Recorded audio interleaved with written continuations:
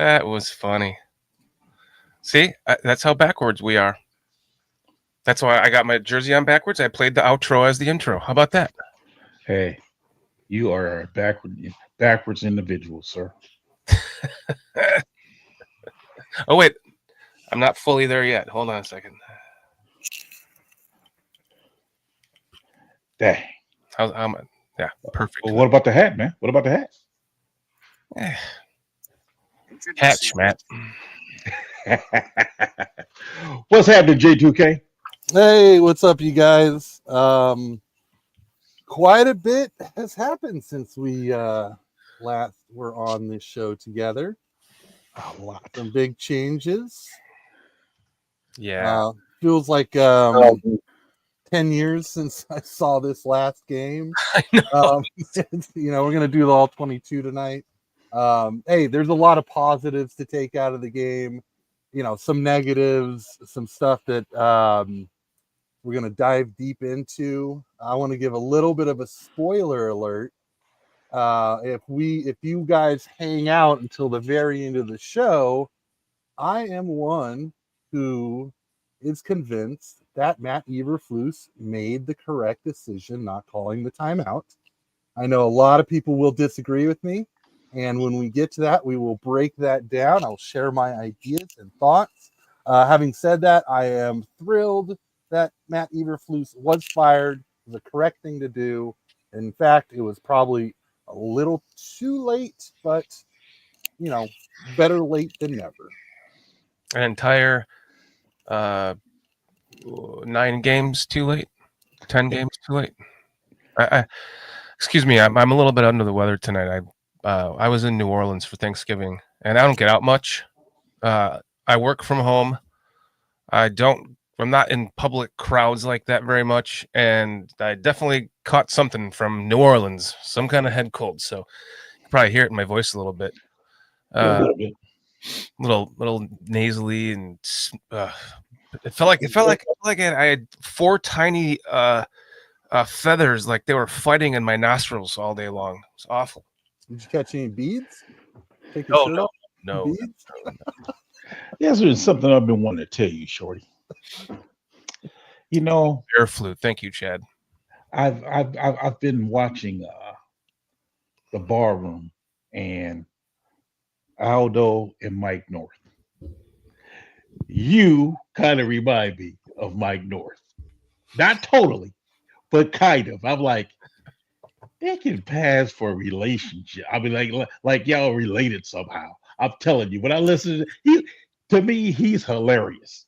I know, I love that guy too. I take that as a compliment. I love watching Mike. He's hilarious, man. I mean, I don't agree with everything he says, but when he gets to talking, he got the little smart. Like, when you play that Dick Richards, that face you give. Oh yeah, reminds me of his face. I'm telling you, man, it's hilarious. I'm like, this dude is just hilarious. We've got a bunch of new people that have only been around for like a month now in our chat.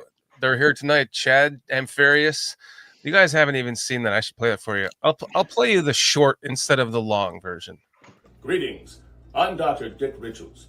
Have you ever thought you were done going pee-pee, only moments later to find a drip or 2 or 3 in your underwear? Have you ever felt ashamed?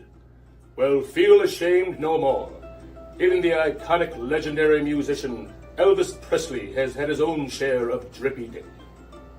For all the males in the they, them, there, go, thou arts out there, anyone with a dick, I've invented a revolutionary patented design called Drippy Dicks. Our state-of-the-art patented design can absorb up to 2.5 cups of pee-pee. Place adhesive side down in your banana hammock.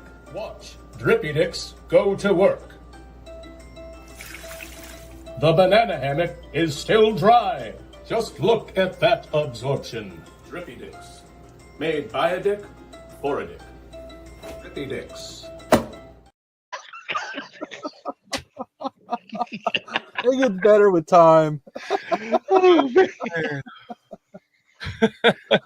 Sammo, just in time. Oh, what's up, Sammo? Hey, What's up, Sammo? Sammo? Hey, I just saw that. PJ was saying, my bad, fellas. it's okay, man. PJ was saying that I remind him of, or Mike North reminds him of me. And then he was talking about that, some faces I made in that. And I think I love Mike North. Aldo was like, yeah, I'll try to get him on the show for you. There's no fucking way Mike North. It would just be his show. We would just be sitting there laughing at him. Yeah.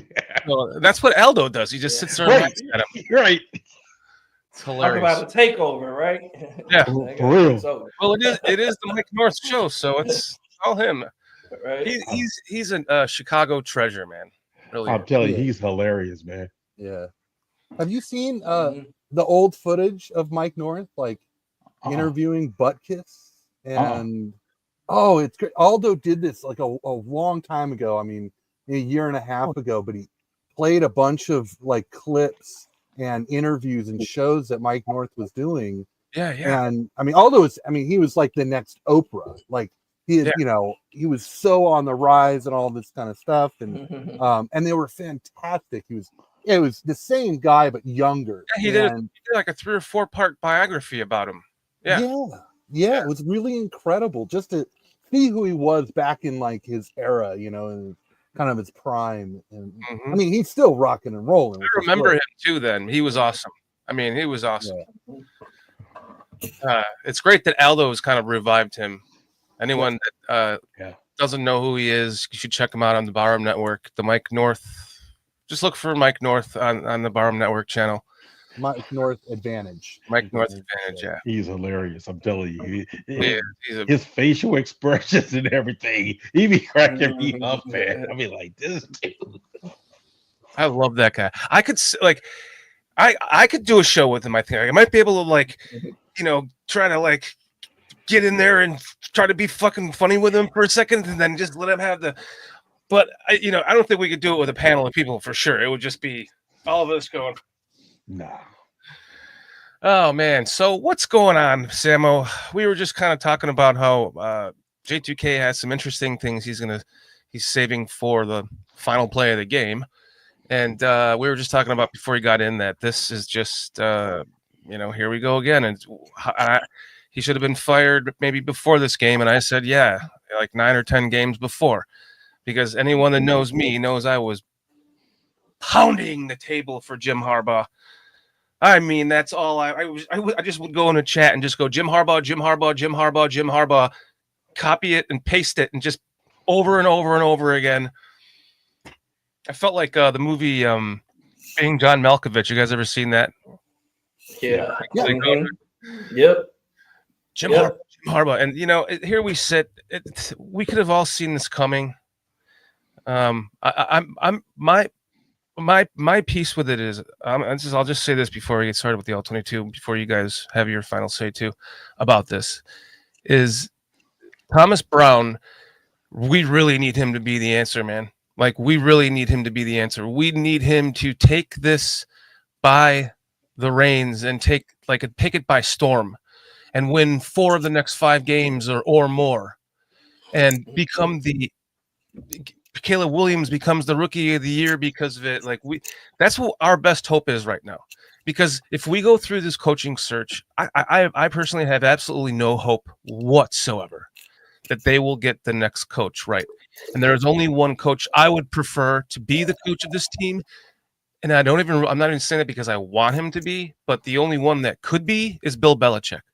He's the only one that can handle this media. He's the only one that can handle these fans. And do I think he'd be a great coach? I think it would be an overreaction like it was with John Fox, a real overreaction. I also don't think he'd come here. But my hope, as far as I think you asked at J2K, who would you like to have as your next head coach? And I want it to be unequivocally Thomas Brown. I absolutely agree with you. I want it to be Thomas Brown as well. I don't agree with the Bill Belichick, just because I think Bill Belichick is a little out of touch with the players right now, and that style of coaching, it just players weren't responding to it towards the end of his tenure in New England. And I don't know how open our players will be to that style of coaching. I mean, it's effective with buy-in, but I don't think that players are buying in. These younger players aren't buying into that style of coaching any longer. But I absolutely agree with you on Thomas Brown. I feel like it prevents us from wasting a year with Caleb in his development, because any other coach that comes in, he's going to be starting over in a new offensive system, and this new coach has to get to learn him and know him. And in addition to, developing the entire team, whereas Thomas Brown can implement some of the things that we already have. He knows Caleb, what he's good at, what he's not good at, and the relationship is there. He's gotten the best out of Caleb already. And we've seen that Caleb can't overcome bad coaching. We've seen that already with Shane Waldron. So the best thing that can happen is for Thomas Brown to work out. I do feel like, he said a lot of great things in that conference, in that press conference that stood out to me. And I feel like he can turn this thing around. And I feel like he can turn it around rather quickly, because he's identified all of the minute issues that turn into big issues on the football field. And, if he can get the team to, hone in on that, and he didn't exempt the coaches from any of the from blame, which I agree with as well. And I just feel like he can turn this thing around and rather quickly. So he's a leader of men. We can hear that, we can see that, and players have responded to that. And he turned the offense around quickly. Let's hope that he can get this entire team turned around quickly against a beatable 49ers team. What do you think, J2K? Well, as a fan of Thomas Brown, and I had zero thought that this would be the position he would be in when I first kind of discovered him. We fired Luke Getsy. I started looking around at different, offensive coordinators out there, where's kind of the hype and the story at and all that kind of stuff. And I stumbled upon Thomas Brown, and the more I researched him, the more I liked him. And, I kept bringing his name up, like, don't discount this guy because of his handful of games at Carolina, all this great stuff about Thomas Brown. And then I thought we got lucky that he came in here to be an assistant coach. And I was like, well, hey, that's a fantastic hire underneath Waldron. And, Waldron starts us off with, Caleb off with the pure progression offense. That fails. We go to Thomas Brown. Thomas Brown switches, or I'm sorry, Waldron started off with a split field read offense. Thomas Brown took us back to a pure progression offense, and we see all this success with Caleb. Then Eberflus gets fired, and as soon, anytime you hand the mic to Thomas Brown, that guy speaks wisdom. And I absolutely love the guy. Overall, as far as the coaching list is concerned, I'm underwhelmed with everybody. I've got a ton of concerns. It's either retreads that I'm not impressed with and a handful of just unknowns.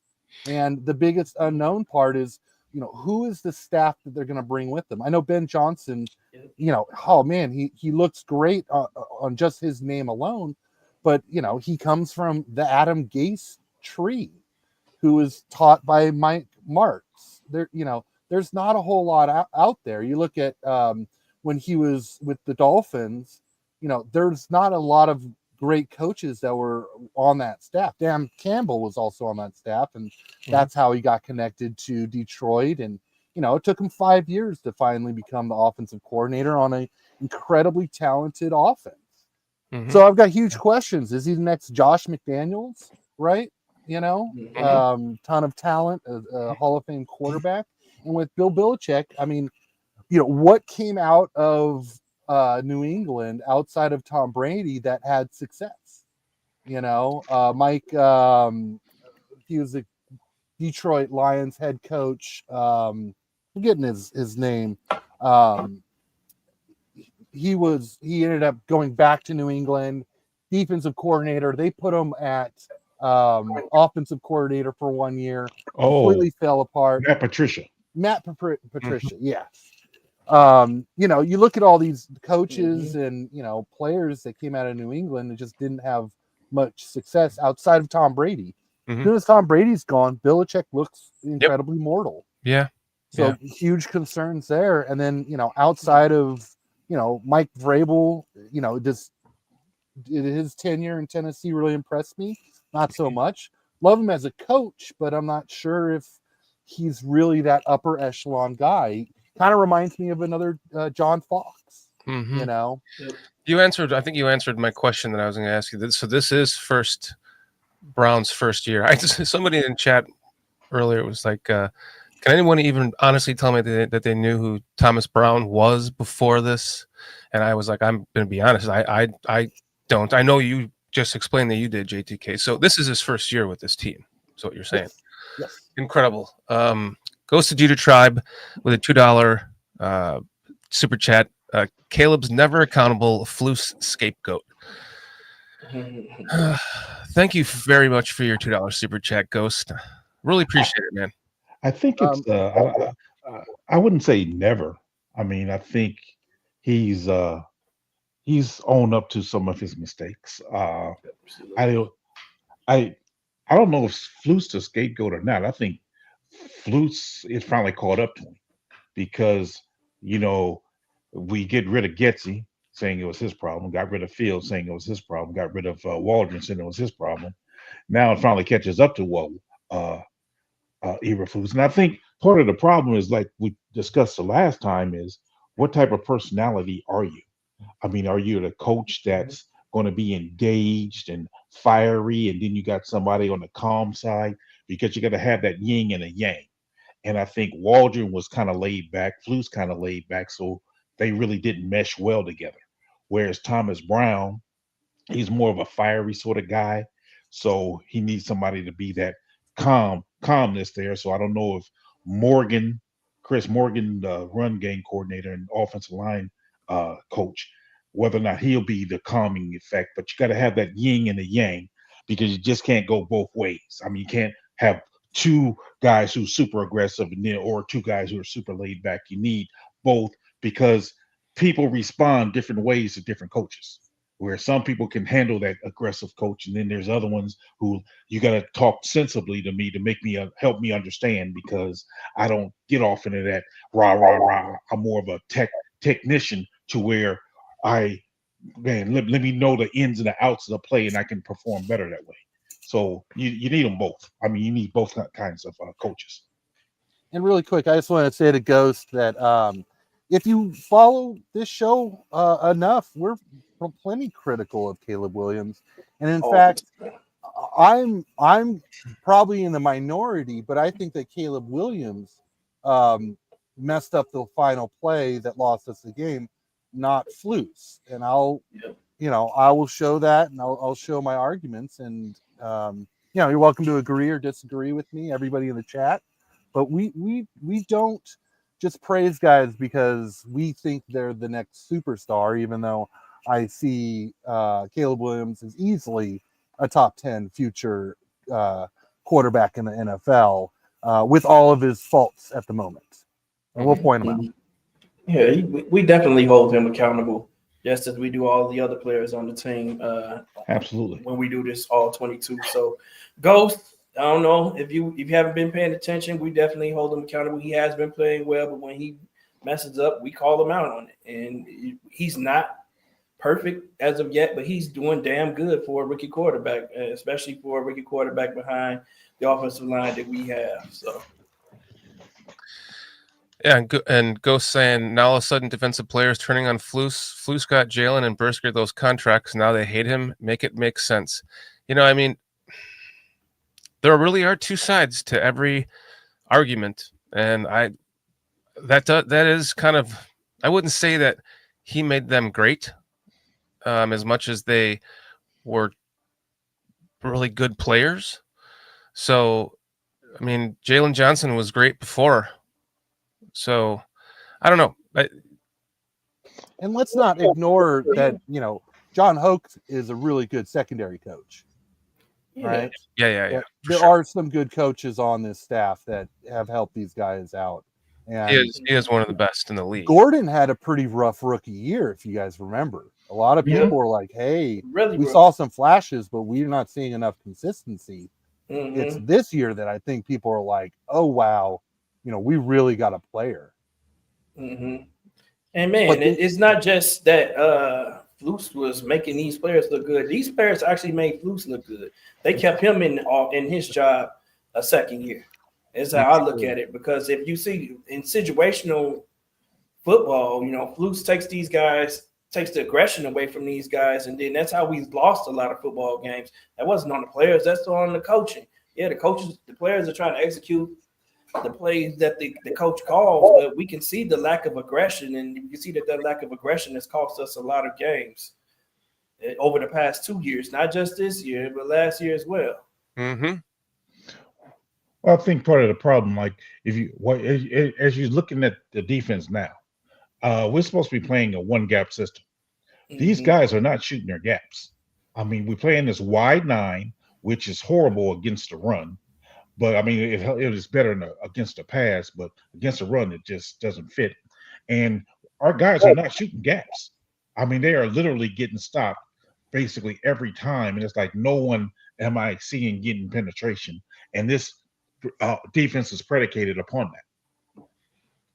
That's coaching to me, man. We got to drill it more. Right. Like Thomas Brown said, we need to drill it a little bit more. And some of this is like it's the way that Tremaine Edmonds is playing. The fact that he never plays downhill is almost like that's what he's been coached to do. Like that's the role he wants to put. They want him to play for some reason, which we don't understand. But that's what's hurting the run defense a lot. Yeah. And you guys notice Billings being out.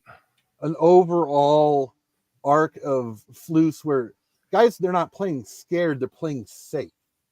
Like, you watch Edmonds, he's like, I don't want to jump my gap too soon. Let me hold here. You look at, even with Fields and Caleb, when Waldron was here, don't throw the interception, play safe, be safe, guys, safe. I think that kind of drilled into their head so much that they aren't on fire. And I think, Gordon's one of those guys who kind of ignores that and he just shoots gaps and he's quick and decisive. So I'm very curious, next defensive coordinator, if he gets a little more fire under these guys and to start shooting gaps more. I'd love to see that. Now, I remember. Look at that. I remember when Flus first came here, he said there was like 3 main positions: the 3 technique, the nickel, and I think it was the weak side linebacker or middle linebacker? Weak side linebacker. Was it weak side? Yeah, because that's what Leonard played in Indianapolis. What's his name? I forgot his name. I thought he was saying we had to be strong up the middle. Shaq Leonard. Yeah, Shaq Leonard. Didn't he say we had to be strong up the middle? D tackle, 3 tech, middle linebacker. I thought it was nickel. Maybe I'm wrong, but I know it was nickel. I remember for sure it was nickel. Yeah, and I thought it was weak side, but it was. So when I'm looking at it, and I'm like, Gordon, he is that guy for that nickel. Jervon has not been what I would consider a dominant 3 technique. Mm-mm. He's not shooting gaps as much as I think he should. And then as far as a weak side linebacker, Edwards took a step back.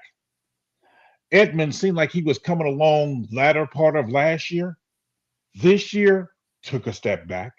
So I don't know what's going on with these guys and their assignments and the way they're approaching it. It's just kind of disappointing to me, to be honest. I mean, Jalen Johnson, as much as I like him, he reminds me of Deion Sanders in the fact that he don't like to tackle.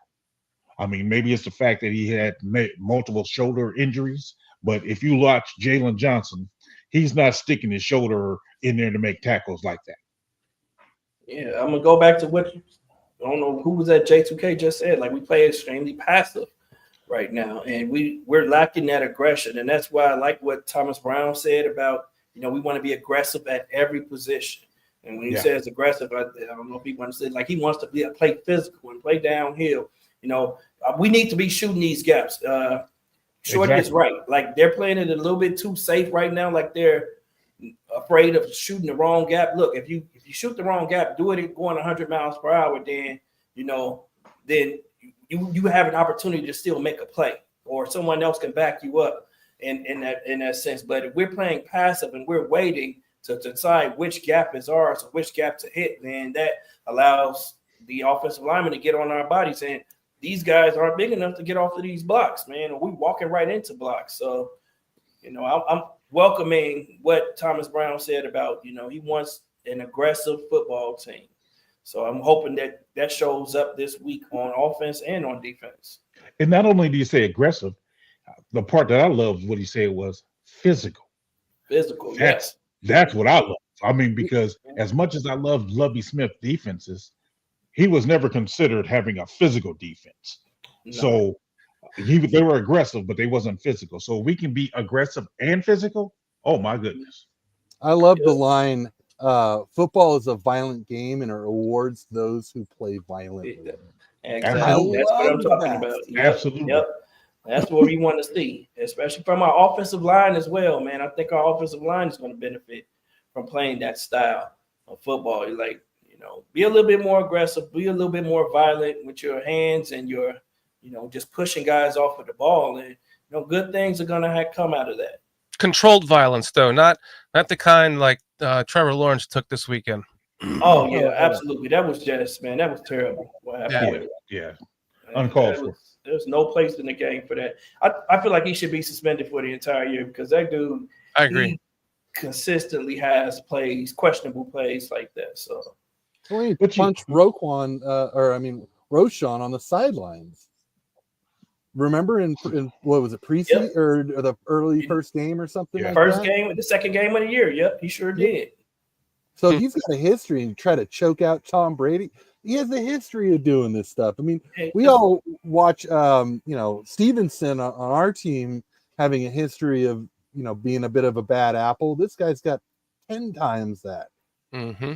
This guy's just a complete dirty player. Stevenson, I wouldn't consider Stevenson a dirty player. He's a dirty player, man. He's out there looking to hurt people. And that's just, there's no place in this game for that, man. These guys all have families. These guys are all trying to make a living and playing the game within the limits of the rules, man. Play the game within the limits of the rules. You can still hit as hard as you want and make impact plays. But the shit that he did, that was just, there's no place in this game for that. I will say, though, that I think quarterbacks has been getting laxed in getting down. I mean, I think they have been really laxed in it to where some of them, I mean, especially like with Mahomes, he'll creep on that sideline. And if you don't really push him out, he's going to try to run for an extra 15 yards. So they've really been trying to push the limits. And unfortunately, that would happen with Lawrence, I think. I think he waited a little bit too long to get down. I still think it was a wrong hit, don't get me wrong. Mm-hmm. But he should have got down, I thought, a lot sooner. You guys hear Rex Ryan talk about it? He made a very good point. He's like, we got to stop teaching quarterbacks to stop teaching them to slide. He said, dive at the feet of the defender. They're going to protect their own body more so than they're going to try to dive at you at that point. And so, and take your head out of it, right? Sliding. I mean, we saw Justin Fields get smacked in the head multiple times, even when he slid early and it wasn't a late slide. I mean, some were a little late, but even still defenders are going in there and an extra hand in there or something like that, a slap the helmet. Mm-hmm.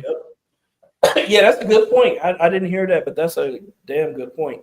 Protect yourself. Quarterback's going to have to do a better job of protecting themselves. And there's the play, to your point, PJ, where we're going to see Caleb did to try to do the Patty Mahomes and pull up right before he went out of bounds, and he took a bad hit that could have went really bad.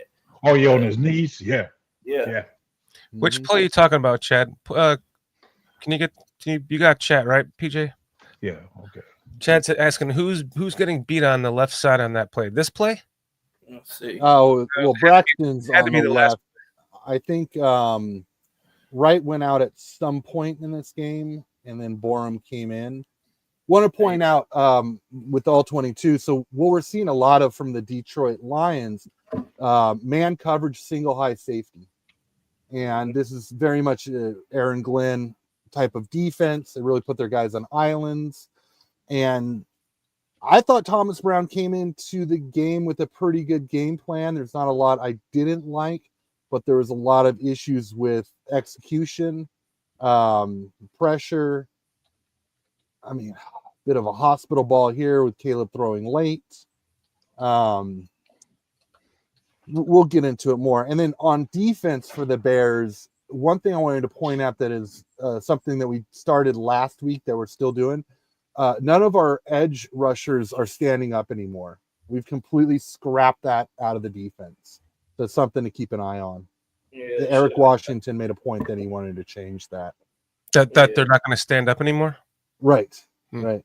Yeah. If you notice, nobody's standing up anymore. And also, the guys who are better at making keeping containment are playing more than, Tyler and Booker and Martin.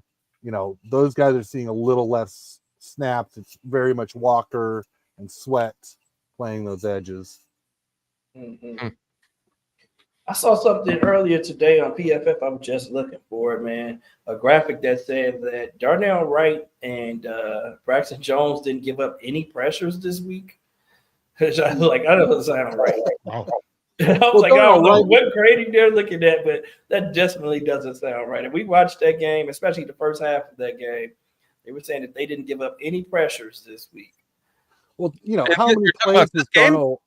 Yes. In this game, which would have been this game, yep. And how many plays did Darnell Wright actually play in the first half? He was injured like midway through the game, and we had 3 and outs in the first half. Mm-hmm. I mean, we had something 10 minutes of football. So, I mean, even that in itself is a bad grade. And then Braxton Jones, I mean, I don't know what they're grading as far as a pressure is, but he just does the same thing every time. He gets bull rushed to the outside. Caleb has to step up. Interior pressure is the reason why Caleb's scrambling, but it's really that the arc is too short. It's too right at him. It's just Braxton can't hold the point. Right. Is it Chet saying here was the bad challenge? Was it on that last play? It was on that. It was 2 plays before this. Okay, so I'm sitting there. We were camping in New Orleans on Thanksgiving, and I got the TV on the outside of the camper, and we're watching it. And my cousin has to go to the bathroom or something. So I'm sitting there with his wife, and she's on her phone playing a game, and she's like half listening. And I go, "Watch this." I turn to her, I'm like, "Watch, this fucking idiot's going to challenge this play when it clearly was not a catch."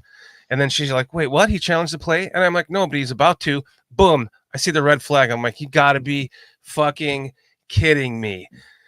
And then you can just predict when he's going to do stupid shit. And he still doesn't get the win because the refs go back and say, you know what? We already corrected it. Pick that up. You don't get this win, buddy. Yeah. Yeah, the second challenge. Yeah, they picked it up before he could get it right. Right. So it's like, we got it right on our own. It's like, dude, you can't win for losing. We got Don Burr in here. I don't see him in. Yeah, there he is. What's up, Don Burr? So yeah, you again, Don Burr. We almost got you again. all the hands in the dirt for that D line. What's up, Minister Charles Johnson too? Sorry, JTK. Yeah, you're good. And you just see why an offensive line is so important nowadays, and this is why I worry about Ben Johnson. It's just you walk into a situation with this good of an offensive line. I mean, 2 incredibly talented running backs, probably one of the best backfields in all of football. A great wide receiving core, good tight end. I mean, can you rewind that one, Shorty? Yep, rewind. That's what I say as well, J2K. Like, we haven't seen Ben Johnson with a bad offensive line. He's playing with the best offensive line in football for the past few years. Now, if you guys notice on this play right here, this speaks to what I was saying. No one is shooting a gap. They're waiting for the blockers to make contact, and then they just holding. It's like they're not trying to get in that gap. And Taylor, is that his name? Number 52? Right there. Yeah. Getting with bro. That's why, to Sammo's statement, he want to have more guys that keep contained. Taylor lost contain on that. Yep, he lost contain and then wasn't able to come back and make the play. Mm-hmm. I I'm very disappointed in our defense right now. Very. But to your point, look at the linebackers. If the linebackers come downhill and shoot the gaps, you see TJ has a gap. You see that he could shoot, and you see Tremaine Edmonds. Both of them have gaps that they could just blow up those gaps, and they can stop the play, or at least force a cutback and allow someone else to make it the play on the back end. They're playing safe though. See how far back Edmonds is? Edmonds playing so far back is ridiculous. He's playing 5 yards off the line of scrimmage, and he never comes downhill. And it's very much a Flus thing that he wants guys to stay in their gap going laterally. Yep. And we, a lot of us watch Lovie Smith era. You saw guys shooting gaps. It was, attack the gap on the way to the running back onto the way to the quarterback. And that's how he taught things.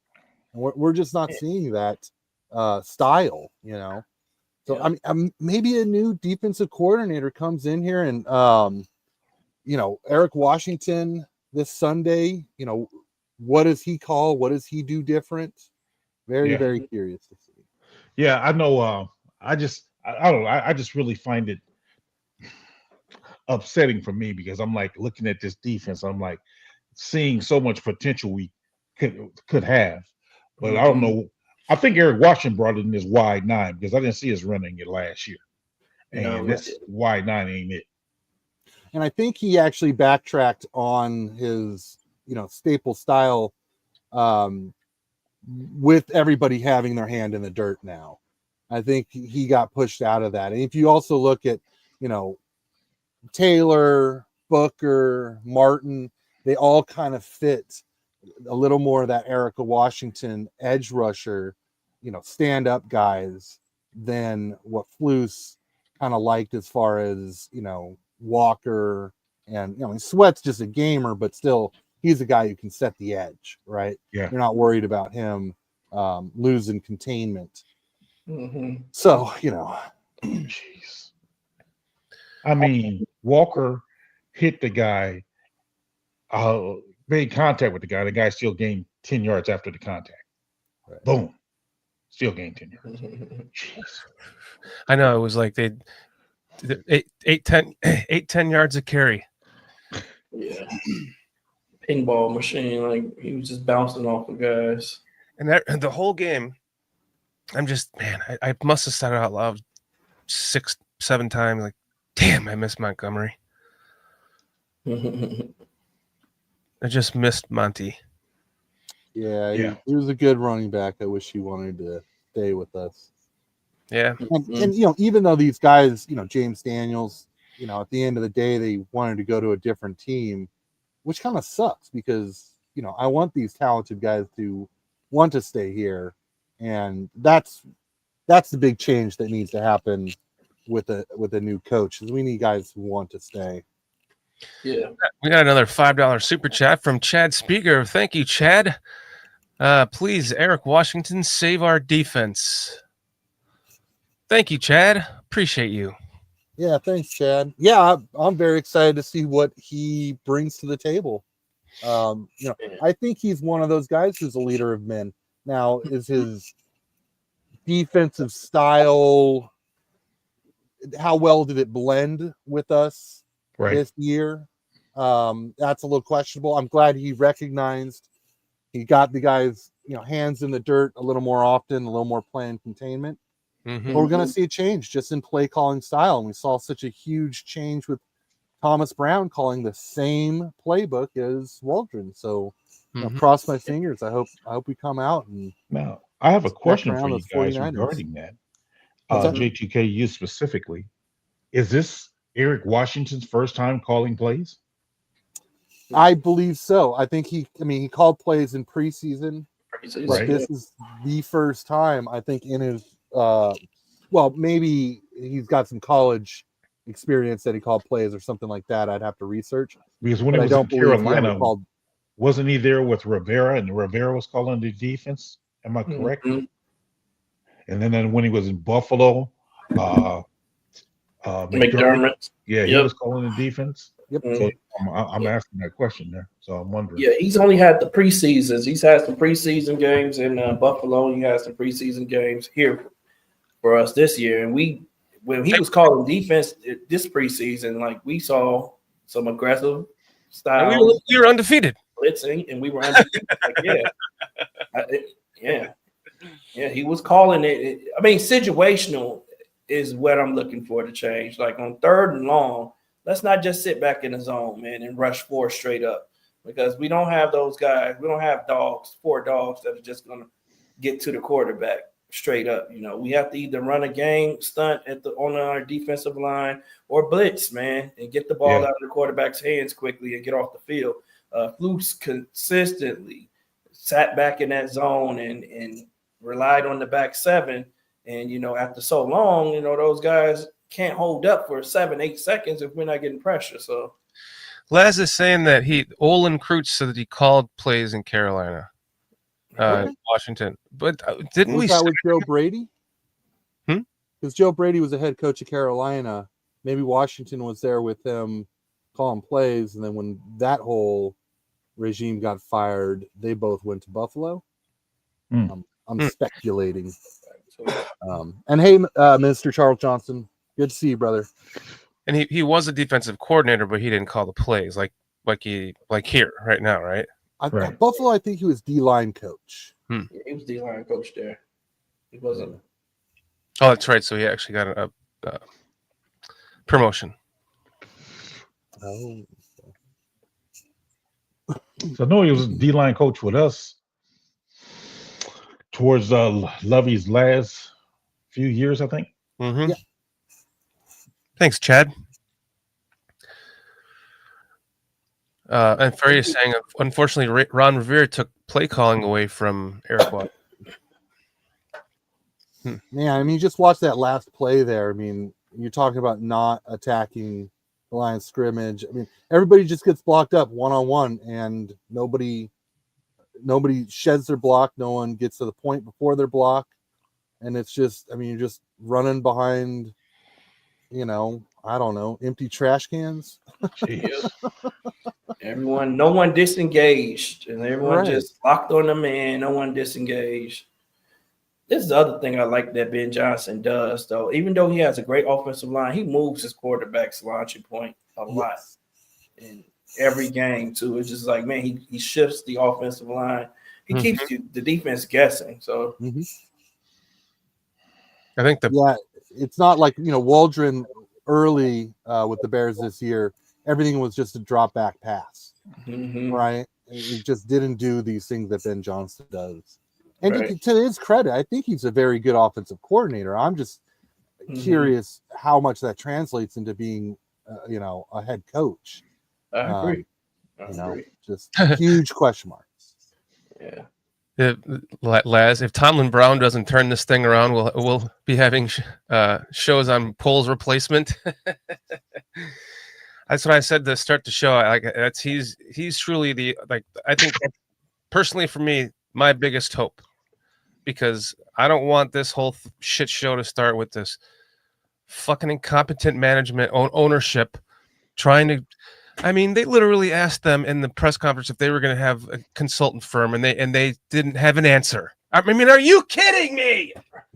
Why say maybe? Just say no.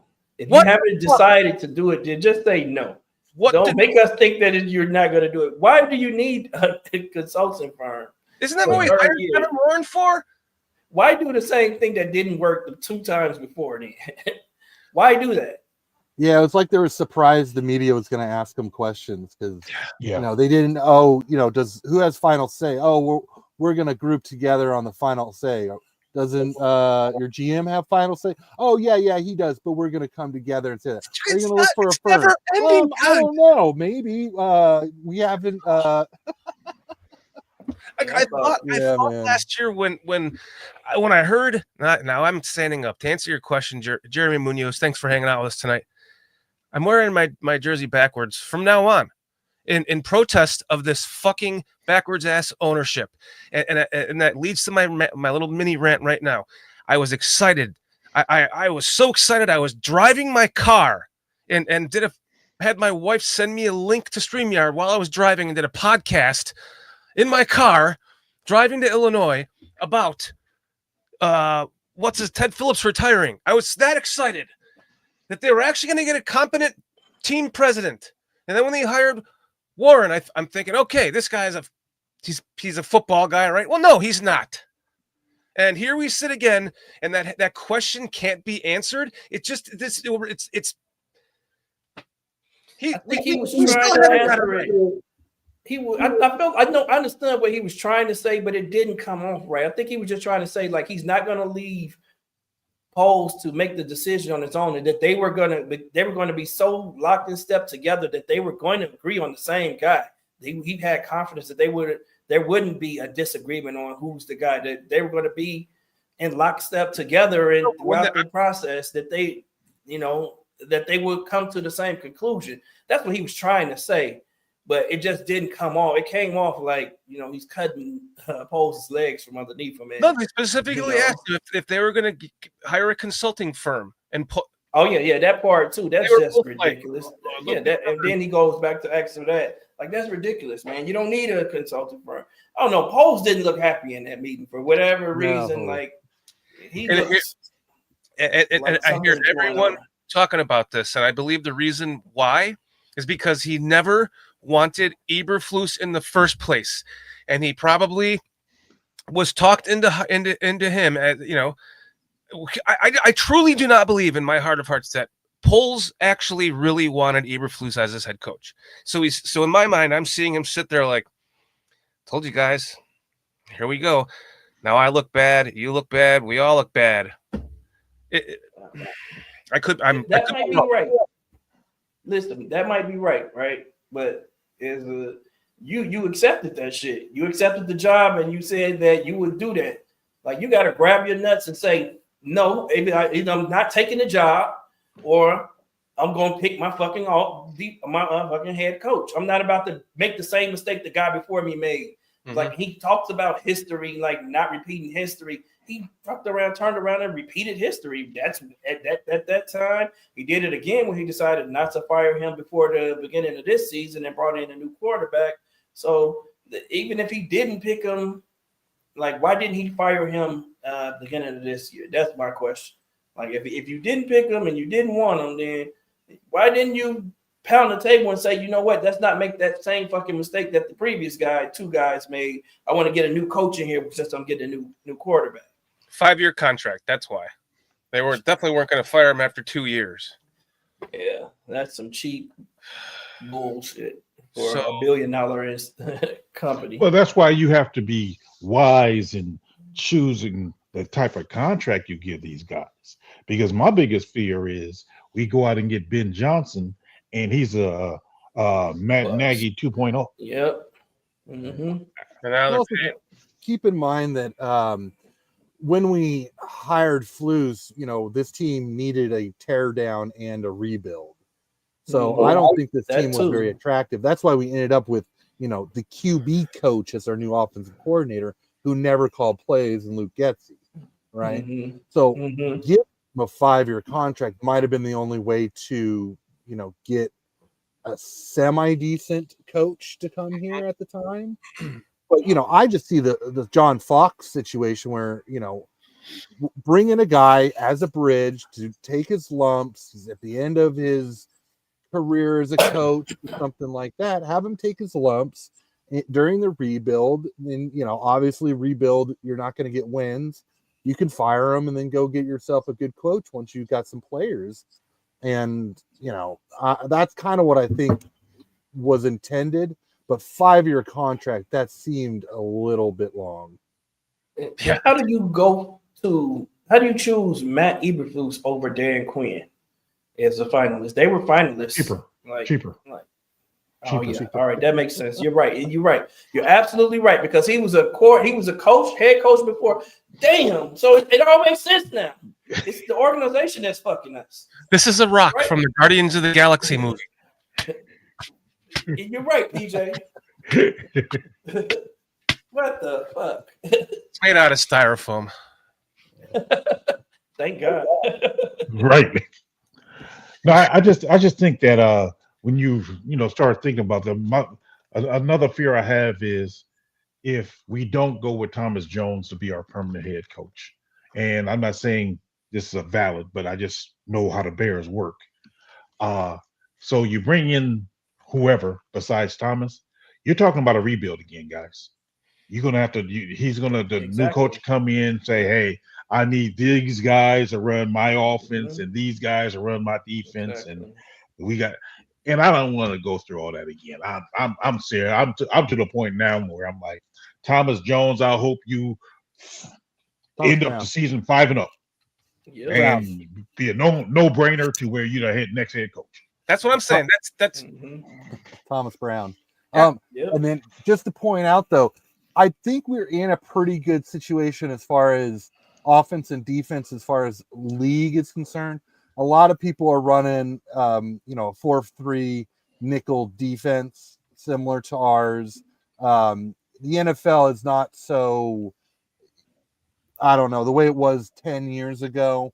A lot of people are kind of doing the same things nowadays. And then on offense, it's out of the McVay, Shanahan tree. I know that, Waldron built his offense more out of the New England tree, but same with McVay, he also built those same kind of concepts too from Shanahan. So I think it's going to be pretty easy for us to find coaches and assistant coaches that can use the talent that we have. So it won't be too much of a crazy rebuild unless we go something crazy like, Vrabel runs a 3-4. So that's another reason I'm not super impressed with Vrabel during this time. I think he's a good coach, but I don't know how good he'd be his second way around. But I also have concerns that he'd want to blow up the D line. And I know that Edwards and Edmonds have only ever played in a 4-3 in their career. So that's linebackers too. What is up to Hector Zambrano hopping in with us? Good to see you again, my friend. Saying you have the same jersey. That's awesome. I love this jersey. It's you can wear it. I can wear it over a coat in the winter. And the reason why I chose Urlacher is because I didn't want to besmirch a current player. I wanted to wear one that was a Hall of Famer that hasn't played in a long time. So not that I'm proving or I wanted to besmirch a Hall of Famer over a current player. I just didn't want it to come off like I was upset at one current player on this team right now. So going with this one. Plus it's nice and big and I can wear it backwards comfortably. Oh man.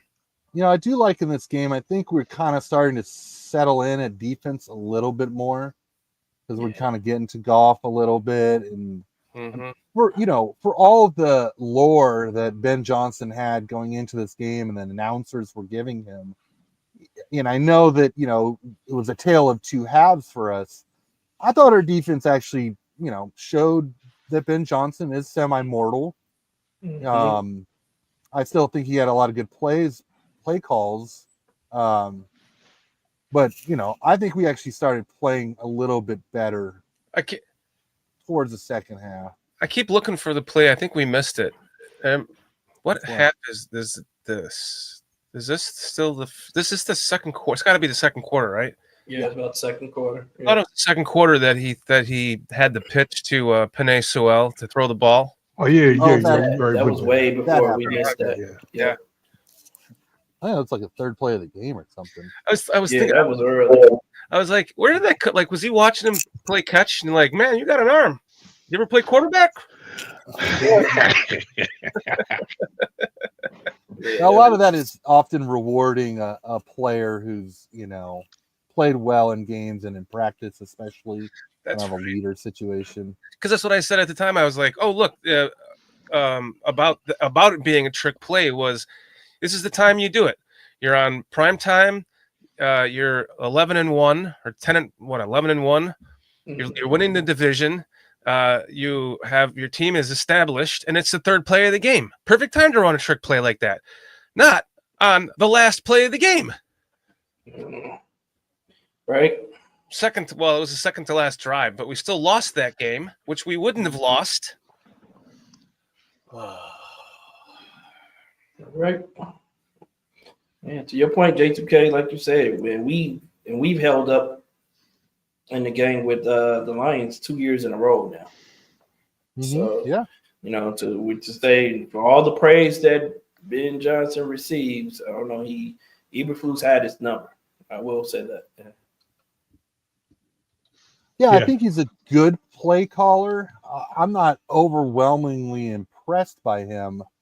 I just think that there's so much talent that, the run game constantly has holes, and then linebackers just getting sucked up on that run game because they're just, their D line's getting blown up left and right, and then you've got guys open to the back end, and look at their tight end. Rookie tight end last year, Sam Laporta. He's having a down year. I think teams kind of started realizing, oh, wait a minute, we can't jump those, the run game gaps as much. We got to stick with the tight end. We can't let this guy go. And so you see him have kind of a down year. Yep. Jeremy saying, who knew it took a flus to lose to the Lions? That's what we're gonna be calling any fuck up play from now on. He just flused.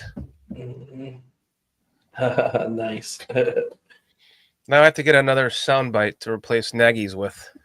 That was the first thing I said after the draft, or after our first two picks, was that Eberflus flused polls because we went and got two secondary when I thought we should have been building the trenches.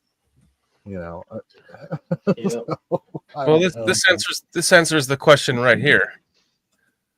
That Braxton Jones or Darnell Wright did not lose a battle. Is that what it was you said earlier? They said that they didn't give up any pressures the entire game. Okay. Now let's look at Braxton Jones here. Yeah, let's see right here. Yeah. Well, I think in the first half they had 9 plays.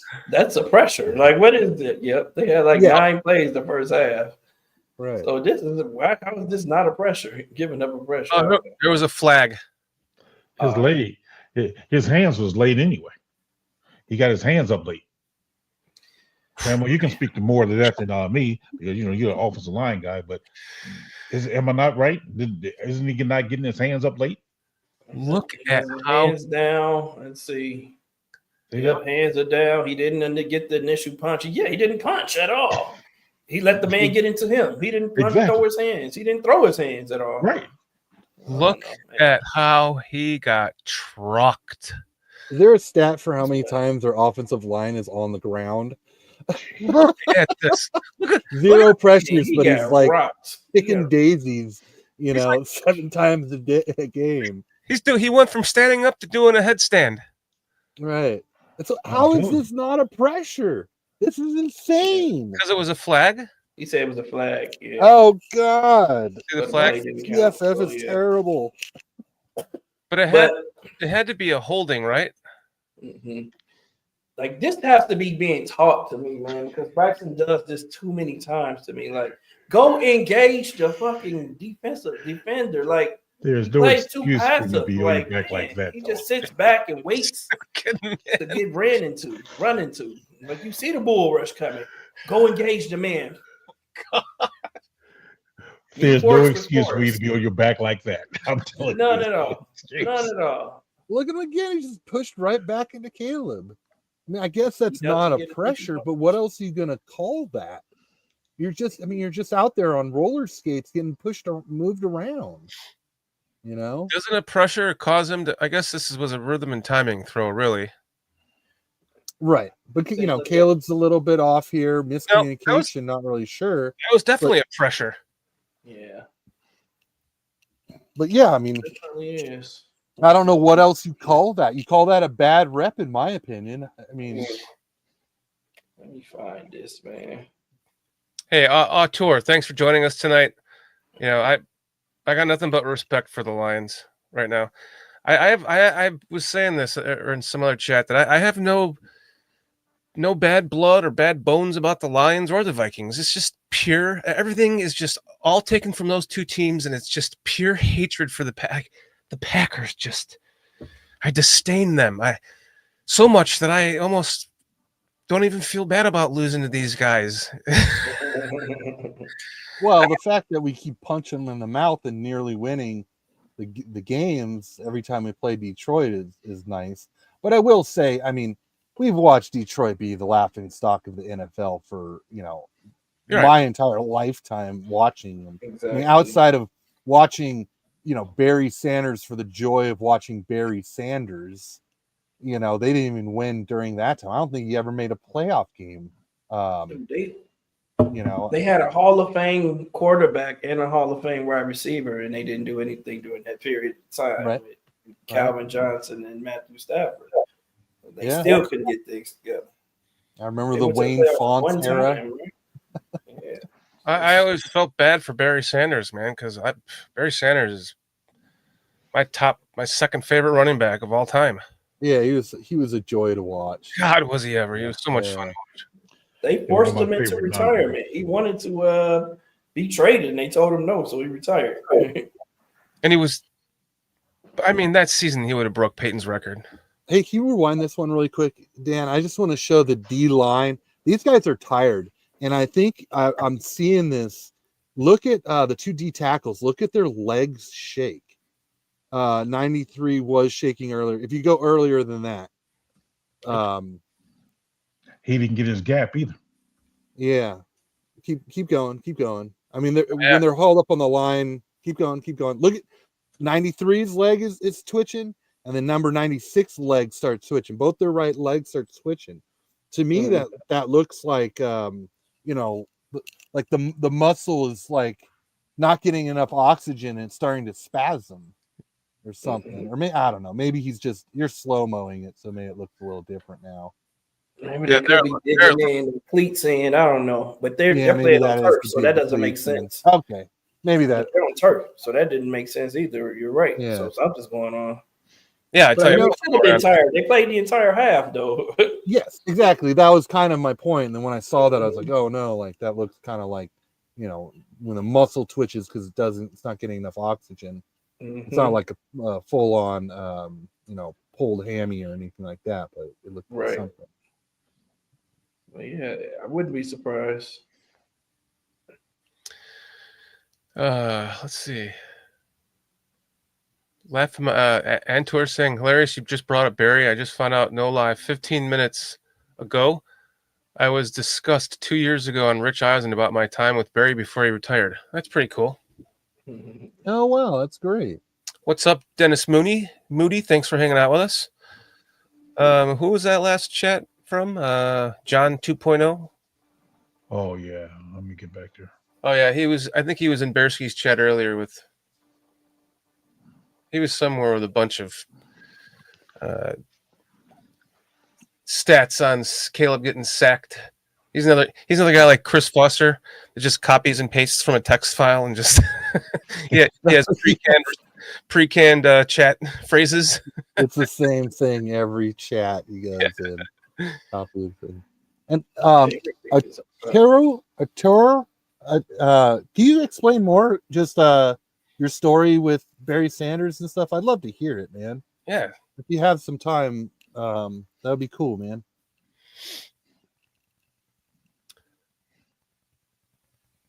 And then what was it that poor Booker.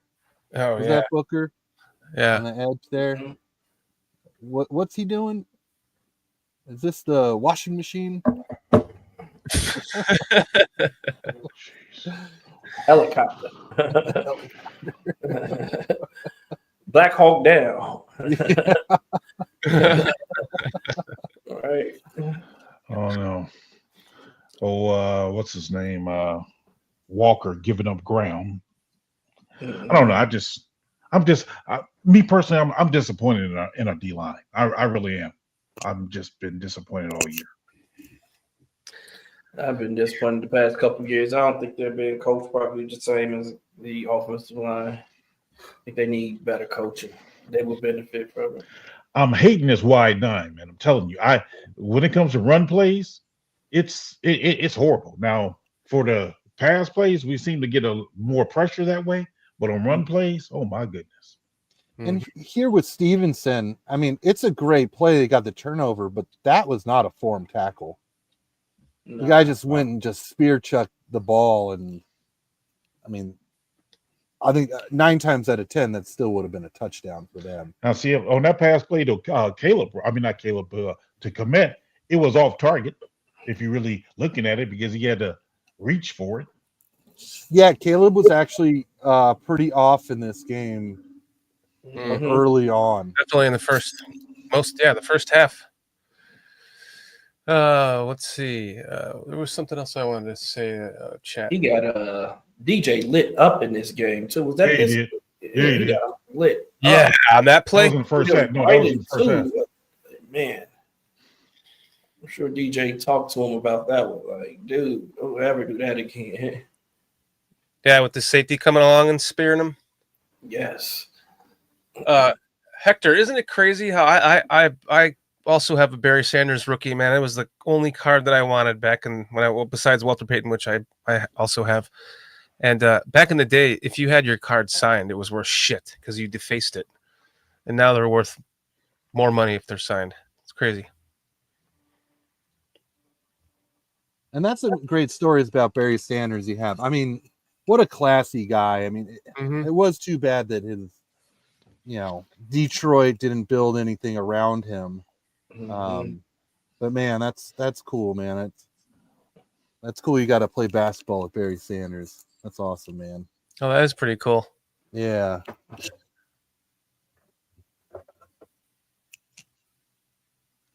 I mean, Dennis Moody saying, he basically saying Caleb is light years better than Justin was in his first year. And right now in his first year, he already has more yards passing than Justin had not combined, but in any single season. Yeah, that's a reason to get really excited. Yeah. We really have a great quarterback. And Ghost, you got some competition with Booty Tribe. That's got to be Ghost. That's a second. Somebody's trolling Ghost. He's totally fucking trolling him. Yeah, all right, good. Get him. No, but to Justin's defense, man, Justin didn't have the weapons that Caleb has as a rookie. He didn't have a competent play caller either. That's my brother Sammo, by the way. That's my brother Sammo. Come on, man. Let's not do that. We got Tyreek Stevenson from the Bears hanging out with us tonight. What's up, Tyreek? Reek, what up, baby? How do you guys feel about the back and forth with Reek and Terrell Smith, man? That seems like they're deep in it now. It's like those guys are splitting time. Yeah, I noticed. I think that's a Flus thing, and this is pure speculation. I think that's a Flus thing, and that kind of flip-flop, that marriage, husband and wife at the right cornerback position. I think you might start to see that go away with Washington. And I'm sure with a new head coaching group, they're going to make some hard decisions on how much Stevenson plays. If he's not practicing the way he should be, I could see Terrell Smith start taking his spot. Yeah. And guess what? Guess what I want to see then happen. I want to see us trade one of those players, man. There's no reason to keep both of those guys, and we have an terrible offensive line. Like, we got 2 starting caliber corners, man, and we got guys like Jalen Johnson, Jalen Jones and Blackwell that come in and they're serviceable for a game or two. Then why do we have these 2 guys, man? Get rid of one of those guys and get you a quality offensive lineman. That's a premium position. If we got 2 starter caliber players, let's go get us a great offensive tackle from somewhere. Or a good draft pick so that we can draft a great offensive tackle. The Lions found that McNeil guy, number 54, in like the 3rd or 4th round. That's what we need, that type of luck right there. Dude, the Eagles probably have the second best offensive line in the league right now, and they have a 7th round offensive tackle. Whatever happened to that left tackle? He's balling. He's a rugby guy too. Yep. So I mean, like, it's about the scouting and the development of the player and the coaching. So, and coaching development. So that's what we got to get better at. What ever happened with that last, the 7th round cornerback we drafted that had some potential? Kendrick. Oh, the safety Who from Stanford.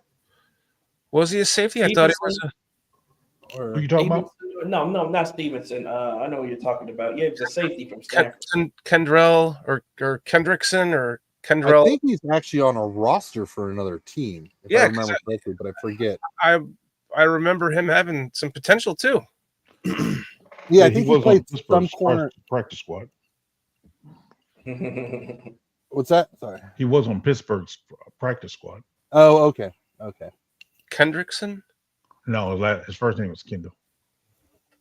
Oh, Kendall. Oh well. Hey, don't sweat it, man. How about Todd Bell, or not Todd Bell? Remember that Bell kid we drafted? Travis? Yeah, I went to Atlanta and then he came back. And Undrafted. Sorry. No, we did draft. He got we cut. drafted him. We could have. Yeah. He could have went undrafted. He Right. should have went undrafted. Kendall but- Williamson. There you go. Thanks, Chad. Yeah. Kendall Williamson. Thank you, thank you, Chad. He was such a great kid that Ryan Post just had to draft him. Yeah. Mhm. Brought him back and never let him go again, right? Man. We brought him back to Those the are- practice squad this year, and then you let him go. Yep. You know, those are the things that scare me about Ryan Post, man. I think he's too nice. He gets a little too nice and he falls for people who are just as nice. Well, and I think to carry on with that is I think he's very safe. If you look at Darnell Wright, look at Roma Dunze, very safe draft picks. Now, Mhm. I think they're good draft picks. Me personally, where I ranked those guys, I would say not necessarily at that 9, 10. Where I think we got both of them at 9, right? Yep. I would say they were probably in my ranking, probably around the 15th player. I don't mind the draft pick. You know, I don't think 5 spots is a big deal, but I think they're both safe, quality players. But still, I mean, the right tackle, and you know, I think Rome's a good wide receiver. I don't see elite with Rome. I hope I'm wrong. I agree. I never did, to be honest with you. I never saw what everyone saw in Rome Dunze. Like I thought he was good, but I wasn't as enamored with him as everyone else was. It's just like I thought Malik Neighbors was the gem of the wide receivers. And then after that, I thought like Malachi Corley or something like that. I'd like, you know, guys that can run routes, get the ball in their hands, and, you know, do a lot of different things. Yeah, there was kind of a cluster of those wide receivers in this draft. Lad McConkey, Worthy went to KC, Brian Thomas. They are like, you know, these guys are explosive and they're gonna get open. You know, they're not 6'3" like Rome is. But you know, we could use that. I remember a lot of people saying, "Oh, well, we don't need another DJ Moore." You know, we kind of did. We kind of need another good wide receiver. Don't get so caught up on X wide receiver. We need a big guy and a short guy and a skinny guy. I have to change that window really quick so I can draw. This isn't the 90s or even the early 2000s anymore. Like Artur, yes, we are. In general, we all are here. For me, he was my dream quarterback. I waited my entire life. That's all I ever wanted, was a quarterback with his skill set, his everything. Coming out of college and have the first pick, I never thought it would happen. I absolutely love the guy. PJ is getting on board with him.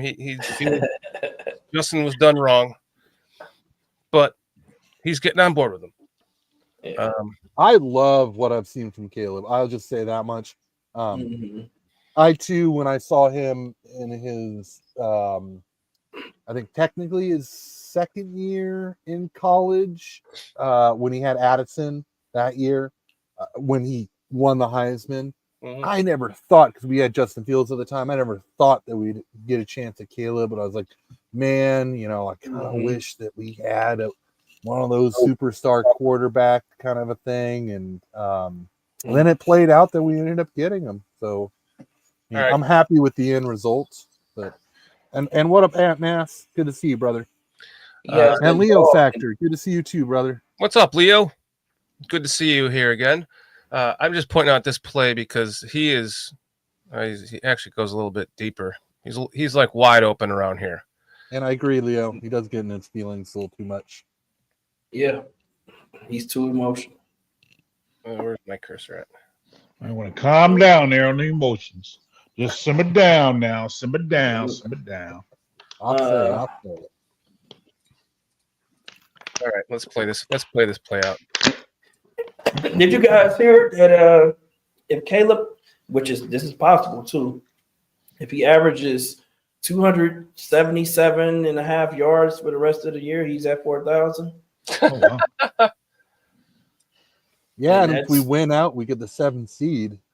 And if we win out, we can get the 7th seed. So, Wow. hey, There's a anything is chance. possible. I'm like, yeah, we have a chance. I know with Flu's gone, Get out of here. Watch it. We have a chance. We still have a chance. We still have a chance. We have to win out, and we have to win out. So we got to do, bro. Win out. Is this a height thing? So Rome is open here, but keep in mind this Right. is 3rd down, so we need to get to the 6th. Oh, okay. And that's why he's looking up here. Yep. I gotcha. Is that a lion? Yeah, on the line. Yep, it is. I thought that was. What about right here though? Right if where? he throws the ball like right about here. Let's go. Yeah, he can Yeah, lead it's him to the outside. Yeah, he Yeah. definitely can Foot get that planted. pass over there. If he throws it now, That deep Or- over. That's the first down. now, Yeah. Well, he's getting bracketed right now by that middle linebacker or a linebacker. Yeah. But I mean, we've seen Caleb hit those those So kind of he's hole basically shots. But I mean, hey, he still got the first down with Keenan on this. Took a little time, but Yeah, Jeremy. Caleb's going to be a dog, man. Caleb is a dog right now. he's He's going to be really good, though. Yes, he will. oh wait, here. And maybe that translates to Rome as well. The more Mhm. Rome is a higher in the progression reads. Mhm. I could see it. There it is, right there. The top. Yep. Oh, You did that? Did you do that? Yeah. That's nice. That's nice. Where's the one that? There we go. Wait, this one. There's an animated one, yeah. The jump Caleb. The Caleb jump, man. Yeah, that's it right there. That's nice, man.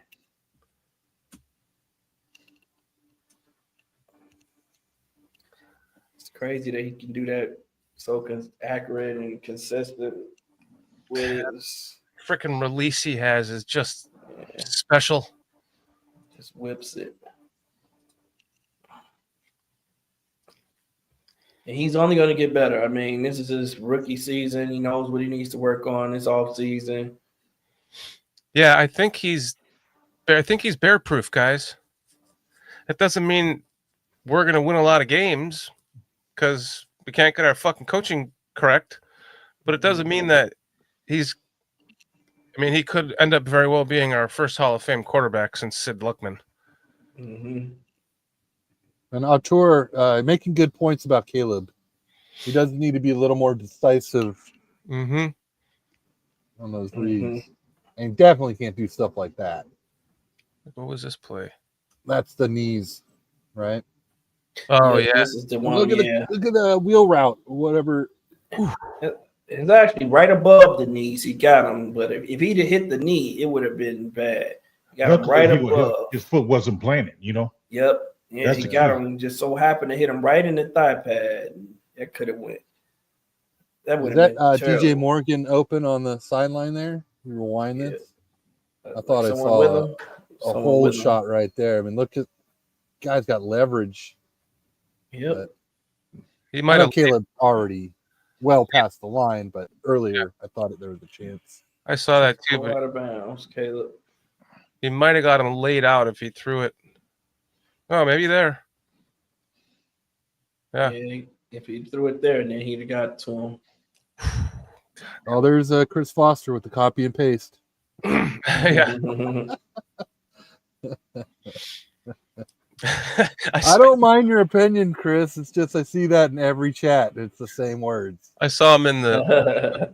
I had the score on this. Copy paste. Well, I saw on Bearski film, and then I jumped over to like CHGO, and like it's the same paste right then too. Trying to get his point across. Look, I said to him, I'm consistent. like, you just have a text file that you copy and paste that from, don't you? He's like, yeah, I have 20 of them. Well, Lars, to answer your question there, I get quiet because I'm actually running the chat. That's why I'm not talking as much. So it's not because of them talking about Caleb. Sure, it's not. PJ's in his feelings. No. That was a nice throw. Nice pass here. This is being decisive and hitting it. Yeah. Getting it there. Like, when he's decisive, man, he gets the ball there and good things happen. Man, you know what impressed me a lot that people haven't talked about enough in this game is the halftime adjustments that Thomas Brown made to get the offense back on track right away. It was like they came right out firing, and they kept their foot on the gas and got us back in the game.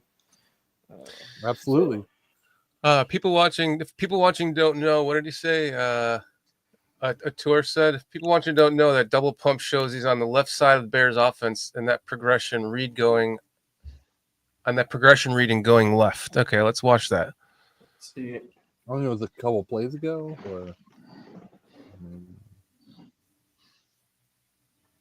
Oh, right. Mm-hmm. Like how he climbed up in the pocket, to buy himself some time. Mm-hmm. Like, that's a big boy throw right there. And we've been talking about his deep passes, and he zipped that one, but still over 30 yards, man. Yeah.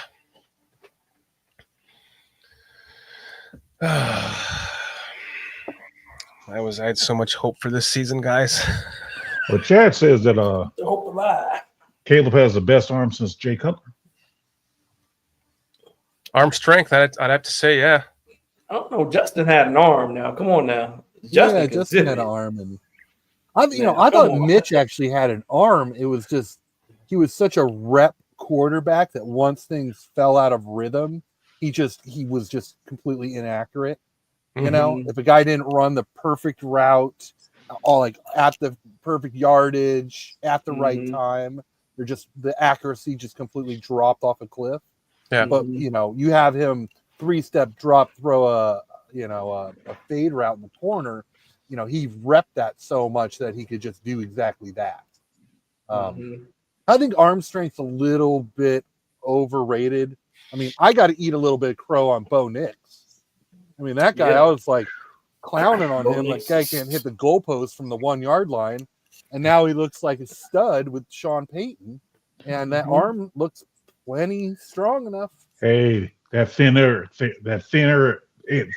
up there in Colorado helped him out. Well, that's true. Absolutely. He's looking like Drew Brees 2.0 right now. Right. Artur saying is arm strength, yes, but not deep accuracy. Caleb isn't considered an elite deep ball guy. I mean, he's not yet. I am hoping he gets there. I think it's more of just it just needs some time. Yeah. I hope so, because I saw more accuracy in college on that deep ball, but I also saw, especially when he had Addison, that he really could just launch the ball up and the receiver would kind of make him right and run underneath the ball. Mm-hmm. As quick as DJ Moore is, fast as Rome is, we don't have a ton of speed at wide receiver. I'd love to see a guy, like this last draft, like Brian Thomas, was a guy I really loved just because of that pure speed. I thought there was a lot of other benefits than he's just a speed guy. A guy like Worthy. So, I don't want to draft a wide receiver high, but I definitely would focus some, mid-late round picks on some speed guys. maybe don't have no slash mid-late return round guys, kind of like what Velus Jones was supposed to be in everybody's eyes. Yeah, I think we need a couple receivers this year, man, because we're down to 3 receivers after this. After the season is done, I don't think they're going to re-sign Keenan Allen. What's your guys' opinion? Should we or should we not? I mean, No. seems like he's clicking really well with Caleb. You almost kind of don't want to break that up. He's losing a step already. He's already lost a step, and he's injury prone. I don't think it's worth the risk. I would rather just get younger. Go ahead and get younger. Who I really like? I was going to say is Pat Bryant, man. I think Pat Bryant could be a clone of the Illinois wide receiver. Yep, the Illinois wide receiver, Pat Bryant. I think he's going to be really good in the NFL. He has really great feet. You know who else I really like, but he's not going to be coming out? It's a guy from USC, number 8. I can't think of his name right now. But I think I saw that he's just a sophomore. And he's not eligible to come out this year. But that kid is like Chad Johnson. His feet are ridiculous. Oh, yeah. Man, I have not started my draft stuff yet, but I haven't either. Thank God. I don't want to start talking draft yet. I don't either, but those are just guys that just stood out to me when watching the games. Yeah. I'm just like, man, but that kid, honestly, I am kind of excited because I've completely pushed it off this season. I've watched college ball, but I've watched it more just for the game, the love of the game, than trying to scout and do all that kind of stuff. Yeah. I'll get to work here in the next couple of weeks, but I am kind of excited about it. It's a thing that I just thoroughly enjoy doing. I love scouting. Too. Yeah, me too. Yeah. I wish I could get into college football. I can't. I'm just I really. I mean, because you don't have a team, or I'm just all I really care about is the Bears. I mean, we do a show on Thursday Night Football. You know, I did a show last night with Aldo on Monday night. Because I'll put it on, but it's not like I can sit there and really enjoy it. It's and college football is I guess I can't get into it because it's just turnover. There's just so much turnover. You lose a guy after 3 years, you're done. Right. Yep. Right. Thanks, Chad. Lane Jacoby. Yep, that's his name. That kid's gonna be awesome. Yeah, and Ferry is saying we need a defensive tackle that can stop the run. This game shows it. Andrew Billings going down really exposed how bad of a draft pick Zach Pickens was. Yeah, he had a lot of needs. I think Zach Pickens, he didn't progress the way Dexter did, and I still wish that Dexter progressed a little bit more. I don't think he was a horrible draft pick. I think the draft is a huge gamble. So to get a rotational backup, I don't think it's horrible, but I am with you guys that we're still looking for some more explosiveness out of that defensive line. Brandon Graham, I mean, if there isn't an offensive lineman that's worth taking and he's sitting there, I love that kid. Yeah, I think they go to a defense first round anyway, man. That's where the talent is. Yes, that's where all the talent is. Yep. I'm hoping for a couple of trade downs just to add some more picks to get more offensive linemen. Well, what they're saying is this year's a year of quantity instead of you're not going to see these stars that we had in this last draft. This last draft was absolutely loaded. This next draft, it's not as heavy at the top, which is why I kind of hope we win some games. I'm not one to lose for draft spot, but I don't think that top 10, top 15 looks anything like it did last year. Nope. There's Swift, man. When things finally started to come to life here. When Swift gets a lane, man. He can run it with anybody, man. That's why I really hope we just fix this O-line because Swift and Roschon, and if Ian Wheeler can come back and be who I think Wheeler, he can be. Yes, I was thinking about him the other day. Man, well, it'd be so nice just to have him on this team. Yeah. Foster, PJ. Yes. I can get the chat if you want to be more involved. I don't need you just paying attention like you're doing a job back there. Hey, bro, I'm on it because He's you know committed. I'm committed, man. And I'm ready to check last, saying that I'm just being quiet for the sake of being quiet. I'm letting them know I'm doing a chat.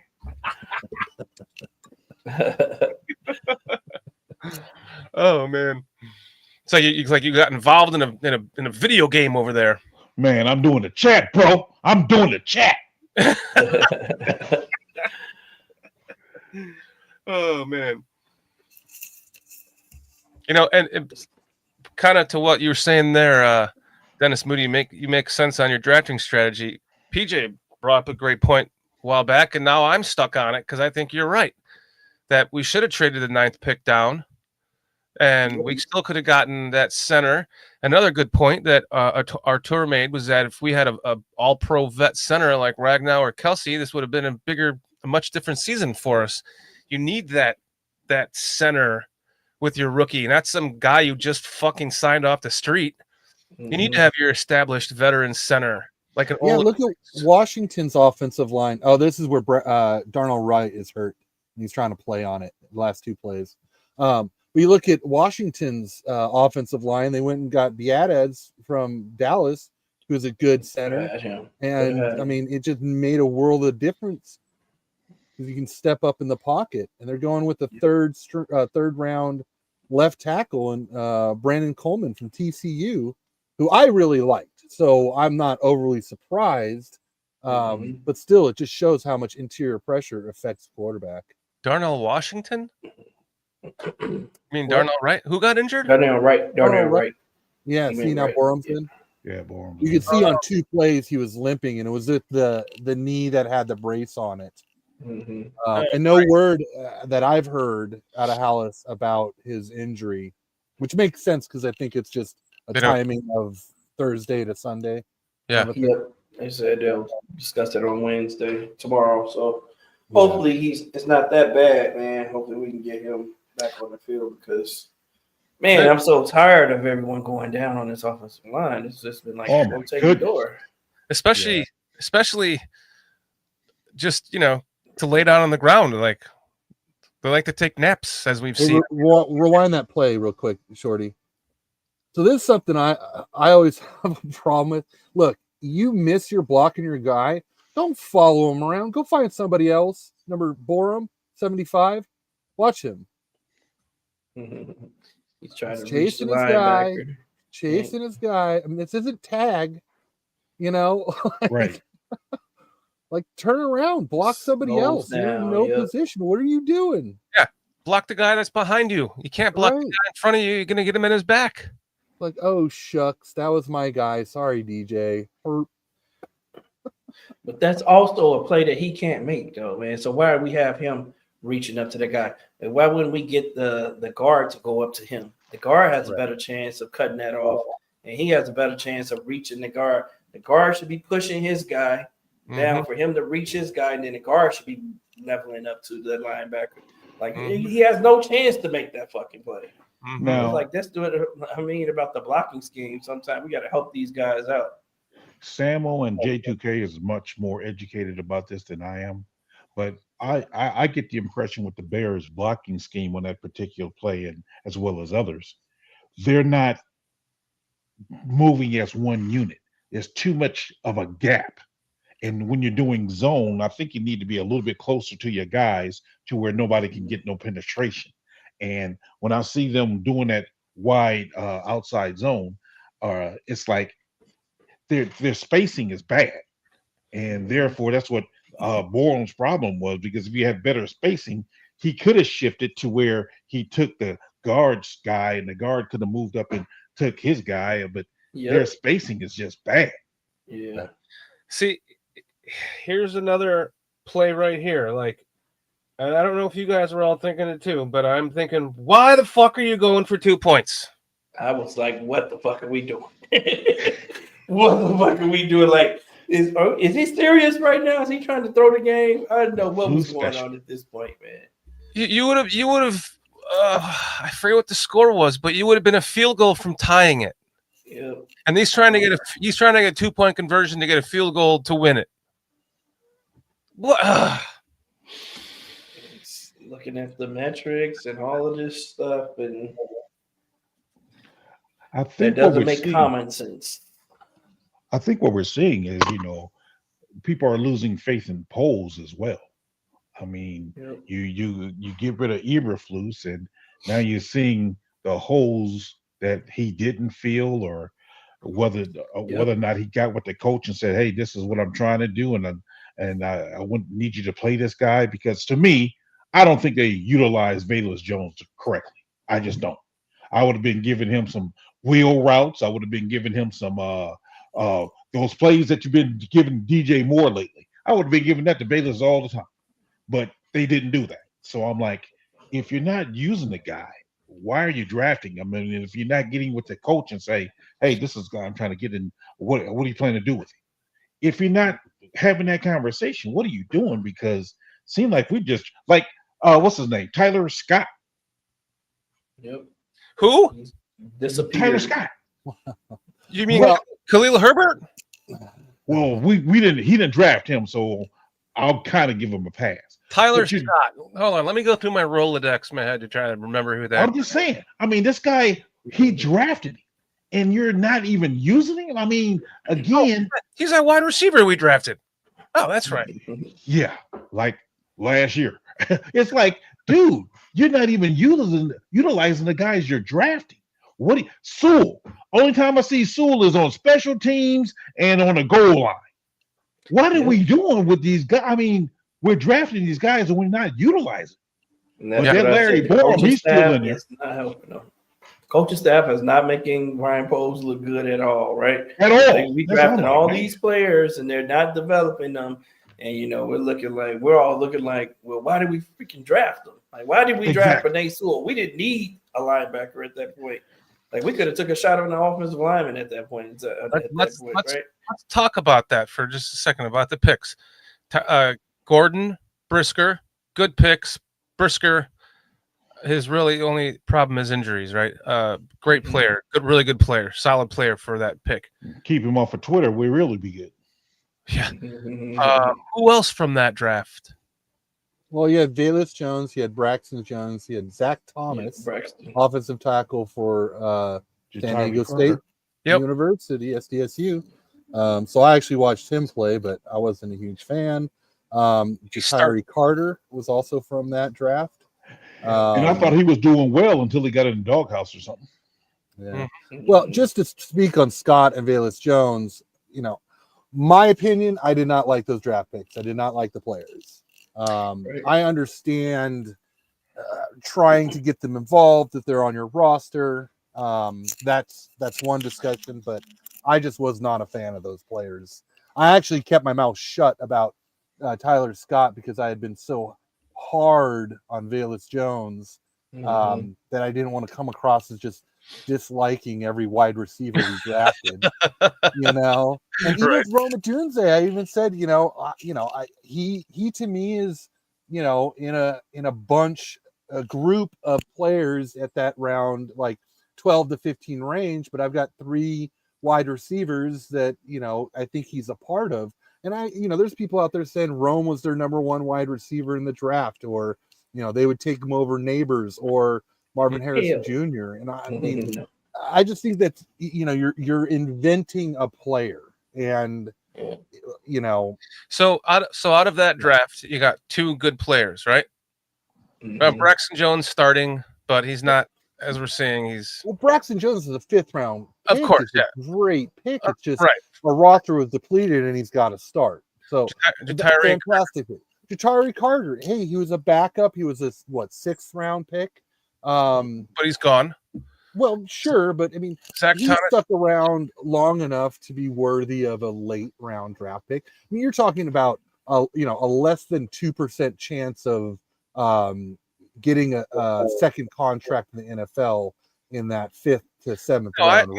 I understand, but just for the sake of like who we drafted, who's still on our team, who was plucked from our team, I think Zach Thomas is starting for another team right now. If I'm wrong, correct me, please, somebody. He's on the Rams. No, he went to the He's Chargers. Is he starting? Practice squad. He got. Yeah, I think he's on the practice. Yeah, practice I think squad. he's practice squad. I think this is another show that I was thinking about that I want to do that we should probably just all do together. It's just an evaluation of every move that Ryan Poles has made, and maybe we'll rate them somehow on a scale to say if it's a good pick, okay pick, or just a bad pick. And I'm talking about the trades. I'm talking about the players we acquired as free agents and if we look at it holistically, I don't know. When I think about it in my head, I don't think that Poles is doing as great as we all thought that he was doing with his draft, with the draft picks and everything. Especially if you look at some of the players that were drafted beneath some of the players that we took. It's just like that are excelling on other teams. You're just like, why did we pick him over this guy? Like with the wide receivers, especially with Velus Jones, I thought that was a bad draft for wide receivers, but all of the guys that the Packers took after us have excelled. So it's just like Romeo Dobbs, exactly. Khalil Shakir up in Buffalo, Shakir. Calvin Austin III, who, granted, not a lot of people know about him. He's with the Steelers, but he's a punt return, kick return specialist who now in his third year is finally seeing some play, some receiving on the field. Yep. And these guys were, 4th, 5th round draft picks. Yep. I mean, the Velus Jones draft, and it's one thing to talk about the player. I did not like the player he was in college. I didn't see the fit, but the need for our team at the time was not a gadget kick returner. Right. We were decimated at the trenches, and granted, the secondary was terrible. We're rebuilding the team. You don't rebuild the team with wide receivers and safeties and corners, right? So, which tells me that Ryan Poles, I think he values wide receiver more than he does offensive lineman. I think he thinks that a wide receiver is more helpful for the quarterback than offensive lineman. He showed us that this year. He showed us that the year when he drafted Velus Jones. He definitely showed us that this year with the decision to not only draft a wide receiver, but then he goes and he trades and gives a guy a 4th round pick and gives a guy $20 million, which could have yielded 2 quality, maybe even 3 quality offensive linemen.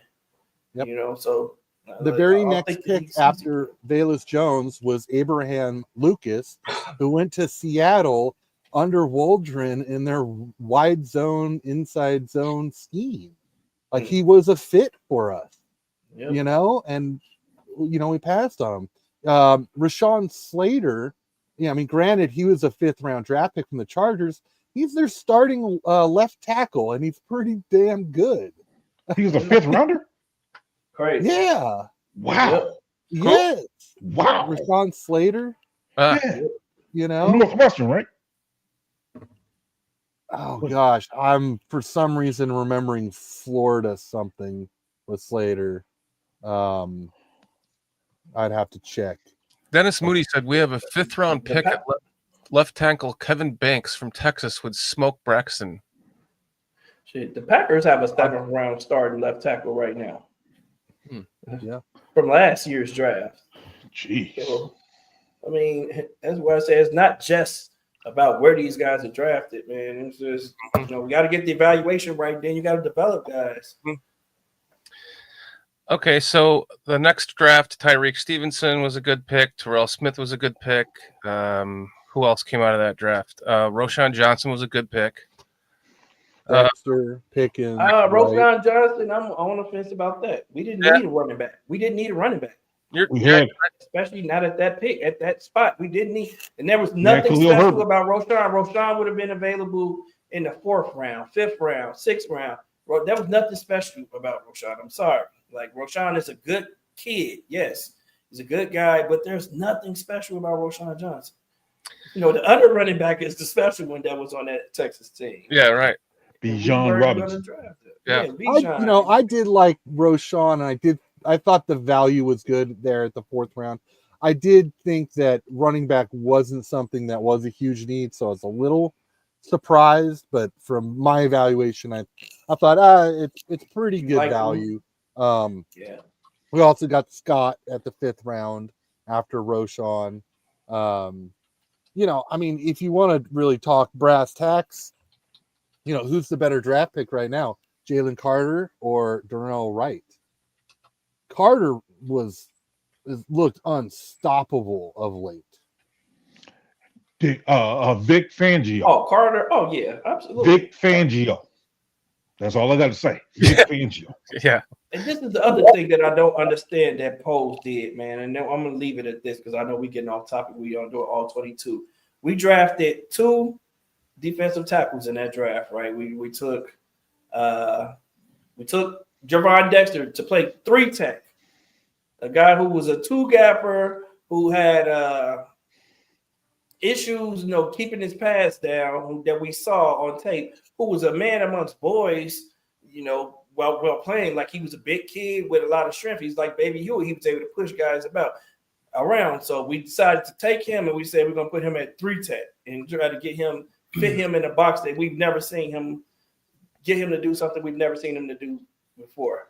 And then we turn around and we draft what's the other kid from South Carolina? Zach Pickens. We draft Zach Pickens, a guy who was a gap shooter, a guy who was playing in the backfield. And we decided to make him a nose tackle. It's something he's never done before. I'm like, what the fuck? Like, exactly. That just doesn't make any sense at all to me. Like, what was the thinking behind that? Like, we're gonna get these 2 players and ask them to do things that they've never done before in their careers, and think that they're going to come in and be successful at positions of need for us. Like, that didn't make any fucking sense to me. No, they said that Pickens had the body type where he can put on more weight or something. I said, but he's been playing 3 technique all along. He's been playing 3 tech all of his career. Like, why make him do something he's never done? Man. Like, why draft a guy and ruin his career, the beginning of his career, trying to make him fit him into a box he doesn't fit in? And then you got Javon Dexter. Get your jerseys on backwards, guys. Yeah, like, it's a backwards shit. That's like you were saying. Yeah, it's a bunch of backwards ass shit. Like, and then trust our defensive line coach to make this work out. Because there was nothing special about our defensive line coach either, and Travis Smith. So it just irks me when I think about that, man. It's just like, dude, like, what are we doing? What are we doing? Hey, J2K, Chris Foster saying Slater was the 13th overall pick from Northwestern. Then I'm thinking of somebody else then. Okay. Yeah, this last draft was head scratching when we drafted the punter. Right, that too. Like, yeah, it's like that's not our biggest need. I remember at the time, just like, how long did it take me to get over that, guys? The rest of the damn drafts, just right in the middle. I'd just be like, just blurting it out. We drafted a punter in the fucking 4th round. Yeah, I just think, me personally, I maintain, and y'all can call me wrong, but I thought we just went forward too soon. I thought we were still a draft away before we go. I thought we should have traded back our number 1 pick and probably even our number 9 pick to get more draft picks to where we could have stacked this team. And then next year, I thought would have been our year. I just thought we did it a year too soon. Mm-hmm. I agree. Yeah, it's like that. I remember that was Poles like dropping his dick on the table and saying, "I'm drafting a punter right now, motherfucker. I'm ready to win right now. I'm ready to compete right now." I'm like, bro, we're still a year away. Yeah, he thought that he didn't think so. He didn't think so, obviously. He thought that he had built this team. He was comfortable with the offensive line. He was comfortable with the defensive line and everything else around it. And what's up, Slick Sophistication? There's somebody else I wanted to say hi to as well. Raging Oracle. What's up, Raging? That's why it's like that they could have traded the pick back. That what I keep all I got is in my head is Jackson Smith Njigba, the center from Ohio State that we're all talking about because he has 3 names. You talking about the center or the wide receiver? The center. You talking about Jackson Powers Johnson? Thank you. Michael. You talking about Jackson Powers Johnson? Yeah. Jackson Powers Johnson, right? Yeah. How is he doing? Anybody have any updates on him? Because he was playing guard for the Raiders. Now they finally moved him to center, and he wasn't starting at first, but I think he started starting about maybe the 4th or 5th game because I have a nephew who's a big time Raiders fan. He was injured early on. Okay. And I mean, I've heard that he looks okay, not the world beater a lot of people kind of thought he was. The guy who has lived up to his draft status is Zach Frazier. Yeah. And honestly, from the games I seen with Zach Frazier, he wasn't always looking the greatest. I mean, they say he had, he's doing well, but certain things I've seen him on, and I'm like, and they're decimated by injury, by the way, Pittsburgh line is. But I'm like, I wasn't totally impressed with him. I'm not saying he was horrible or bad. He just not what I'm hearing people making him out to be. They missing Fontenot as well as James Daniels, and I think they're missing somebody else too. Well, you got Broderick Jones is also on that line. Yeah, they got him playing right tackle. But they do a good job of rotating. But James Daniel, he was a right guard, but he's out. And that rookie from Washington, Fontenot, I think his name is. Yeah, Fontenot. Yeah, he's out. He's been out all year. He's out. Oh man. Yeah, he's been out all year. And look at how they rebuilt that O-line. And I was wrong about Slater. I'm totally thinking of somebody else. That's why the Northwestern thing didn't make sense.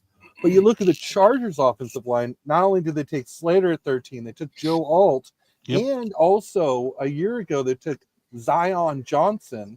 Not sure if people remember that name. Isn't that from Boston College? Yeah, really good offensive guard. Look coming at me, out, man. I'm acting like I got a memory going on over here. I know. It's DJ knows stuff. People taking that Kinko Biloba? Well, yeah, I mean that's what we need to do. We can't sit here with, Braxton Jones, a 5th round draft pick, and say, at least he was a steal in the 5th round. Exactly. Shelton being our starting center, even if it's Shelton or Bate, either one of them. That's not starting center quality players. You can't do that. Yeah, I think that's the biggest problem. I mean, what I think Poles should be doing is drafting in the first 3 rounds an offensive lineman every year within the first 3 rounds until we get settled. Right. Yeah. Could not agree more. I mean, when I hear when Pace made that comment, I want to draft a quarterback every year. That was just dumb to me. I don't see the purpose of drafting a quarterback every year. What we ought to be doing is drafting an offensive lineman or a defensive lineman and a defensive lineman every year because you got more chances at the apple that way because you got 9 to 10 positions you can fill as opposed to just one. That just when I hear people say that, oh yeah, I want to be in a position to draft a quarterback every year. Why? I mean, that makes no sense to me. Why? And it's 20 positions if you consider, that there's backups that you need. So, 20 of a 53-man roster is playing in the trenches. Right. But if they talk about drafting a quarterback every year, I'm like, the most you're going to have is 3 on a team. Normally you only have 2, but you want to draft one every year? And then he doesn't draft one at all. That's what I would do. Right. Which was fucking crazy. I get it. But I'm on board with drafting offensive lineman and defensive lineman every year, 4th and 5th round. Mm-hmm. Man, 100%. I think Chad Spiger earlier said that Bortolini is the best center in the draft so far. What was that? Remember that guy? Well, yeah, Wisconsin. Wisconsin. And tall, though. He's playing on the Rams. And he's actually playing in place of Steve Avila. Colts. Steve Avila from TCU. Yeah. I remember Steve Avila. Yeah. Bortolini's on the Colts now. Well, who was the Rams? I think There's the Rams took Avila. I think it's at the Rams took Steven Avila. Let me see. well, they took Steven Avila, but they also took someone else because he's injured, and another guy. Oh, because there was a couple centers that I keep blending from last year's draft. I know Van Bortolini, Pran is with Buffalo. Um, Cedric gosh. Van Pran, he's with Buffalo. yeah, I'll figure it out. Cedric Van Pran. Yeah.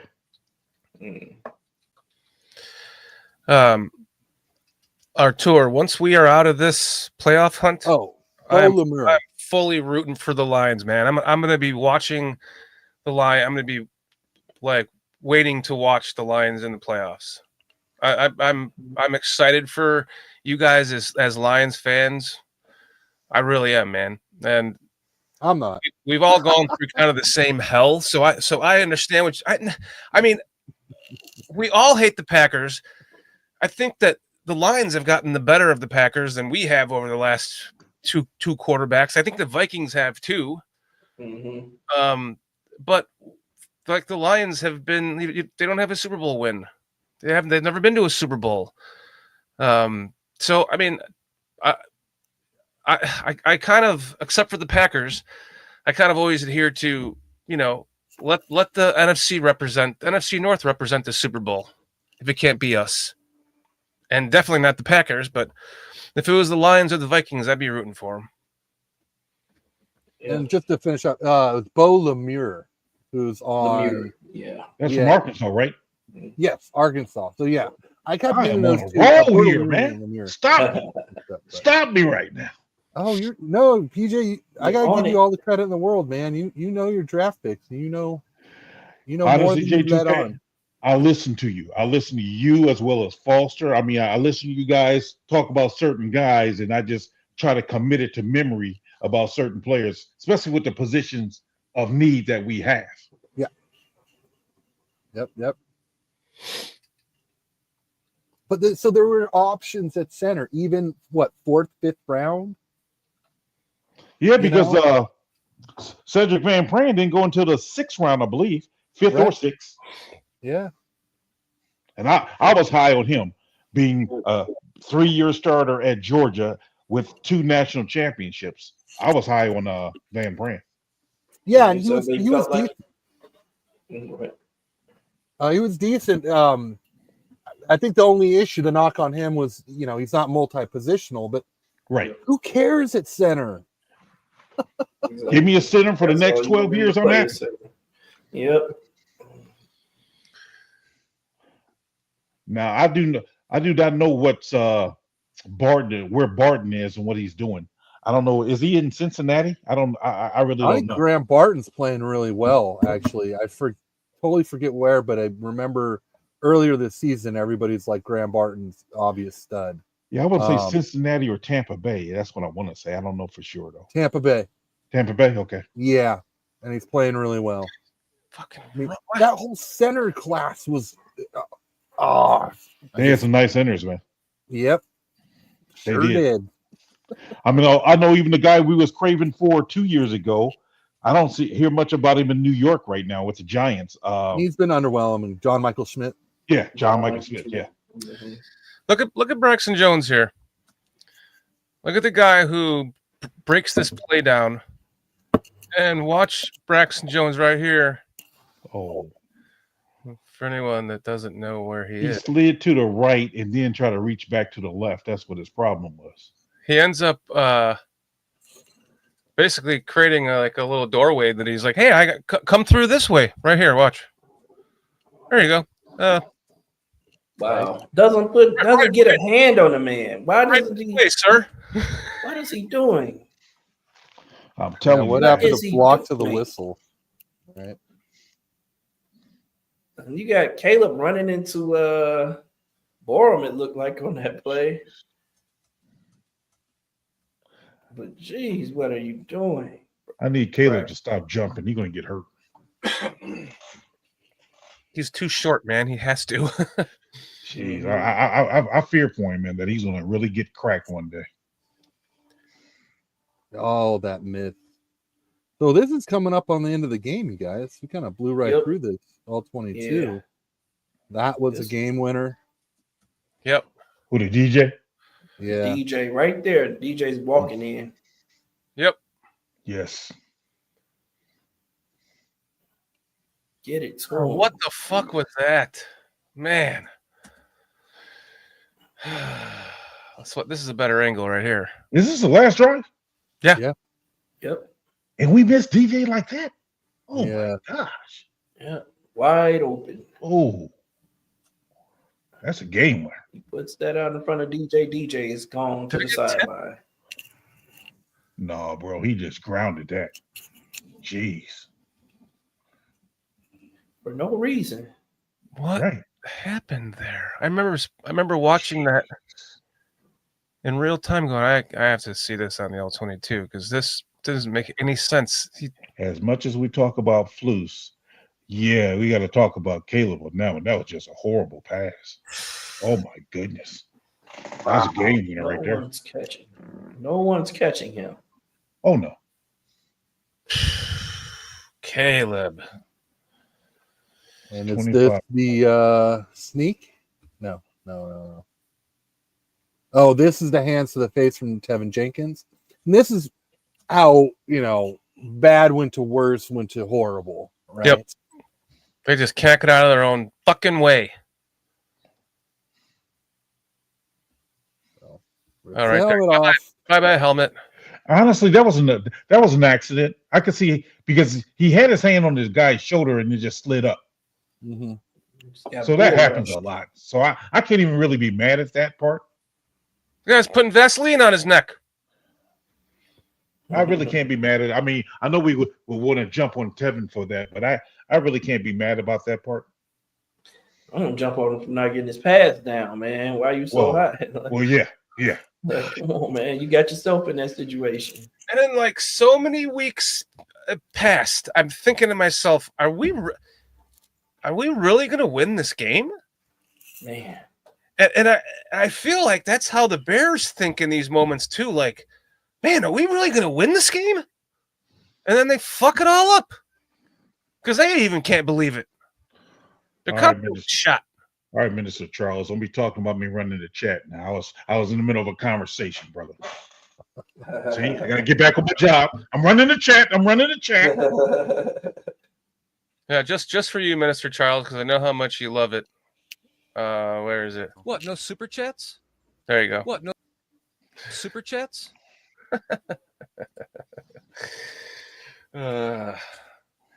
For anyone that doesn't know, we have a lot of newbies in here.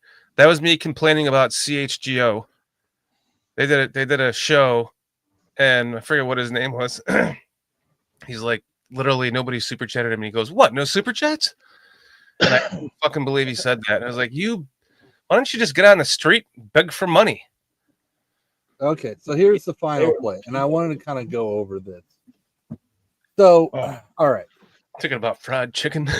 He gets sacked. There's 32 seconds left when he gets sacked. Mm-hmm. We have one timeout. Okay. We're on the 41-yard line. Now, okay, just pause it. Now, this is the play that Thomas Brown called to Caleb. Caleb got the play call, and he's doing the helmet thing, saying, "Okay, here's the play call at 24 seconds." Right. 32 seconds to 24 seconds. Look, there's plenty of time to run a play. There's no reason to call a timeout. There isn't. Now, hold up. Keep paused. Or go back. Back yeah, here. I want to show the routes because I want to show. It's going to work a little bit backwards, but keep going forward so we can see the routes develop. So this is the play call that Thomas Brown made. Caleb makes an adjustment to Rome's route and pause it a little bit further, a tiny bit. Yeah, right about here. Okay, pause it. Hold it right here. Now you've got Komet breaking out to the sidelines, and you've got DJ Moore. Both those guys are open at the field goal line of making. No, not that guy. The top guy. They're both the sideline 40. Guys to the top. This guy, this is Swift. That's DJ Moore. That's Swifty. That's Swift. Isn't it? No, it's DJ Moore. Oh, okay. So you got Komet and DJ Moore both open right at the sidelines, right? Now, had this play been run a few seconds earlier, even this play would have worked, right? Because you still have a timeout. Now, on the bottom, you've got an out route, and you've got an in route with Rome. This is all man coverage. Look, Rome's going to be wide open in the center of that field, and you still got a timeout, right? Now, Caleb adjusts that route to have him now go deep. We know the outcome of that. Now, if we wind it a little bit further back to the line of scrimmage, now I want you to look at the very, very top where you see the ref, you see DJ Moore. If you rewind it, you can see Eberflus, and he's yelling, snap the ball, snap the ball. If you back up further. So you might even want to go just to the beginning of this play.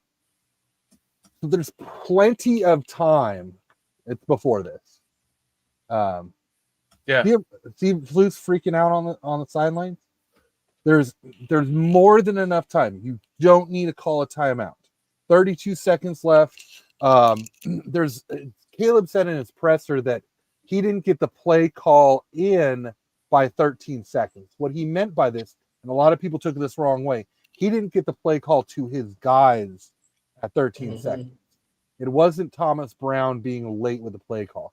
He got the play call at 24 seconds, or at least revealed to his teammates that he had the play call. He's tapping on his helmet. So that's 9 seconds. So he got the play call within 5-7 seconds, internalized it, knew what to do. A couple seconds later, he's barking out to everybody else. At the very last moment, he does a hand signal to Rome to change this play. There's plenty of time on the clock to run 2 plays. Now, the argument is he gets sacked, you call the timeout, you sell everybody down. Well, now you don't have that timeout. Look at Flus, man. You can't clock the ball because it's 3rd down and 26. Right. So a lot of people, even Chase Daniels got it wrong in his podcast. He said, oh, you can, throw a short pass and still clock it after a timeout. No, because that's 4th down. You can't do it. Yep. Right? So you calling the timeout at 32 seconds is not the smart move because it's plenty of time to get a play call in, set it up, throw the ball. Now there's some confusion with Komet and DJ on who should be on the line. Komet staring in, looking at Caleb, not realizing that Caleb can't hike the ball until the 2 of them are set. One of them needs to be off the line, one of them needs to be on the line.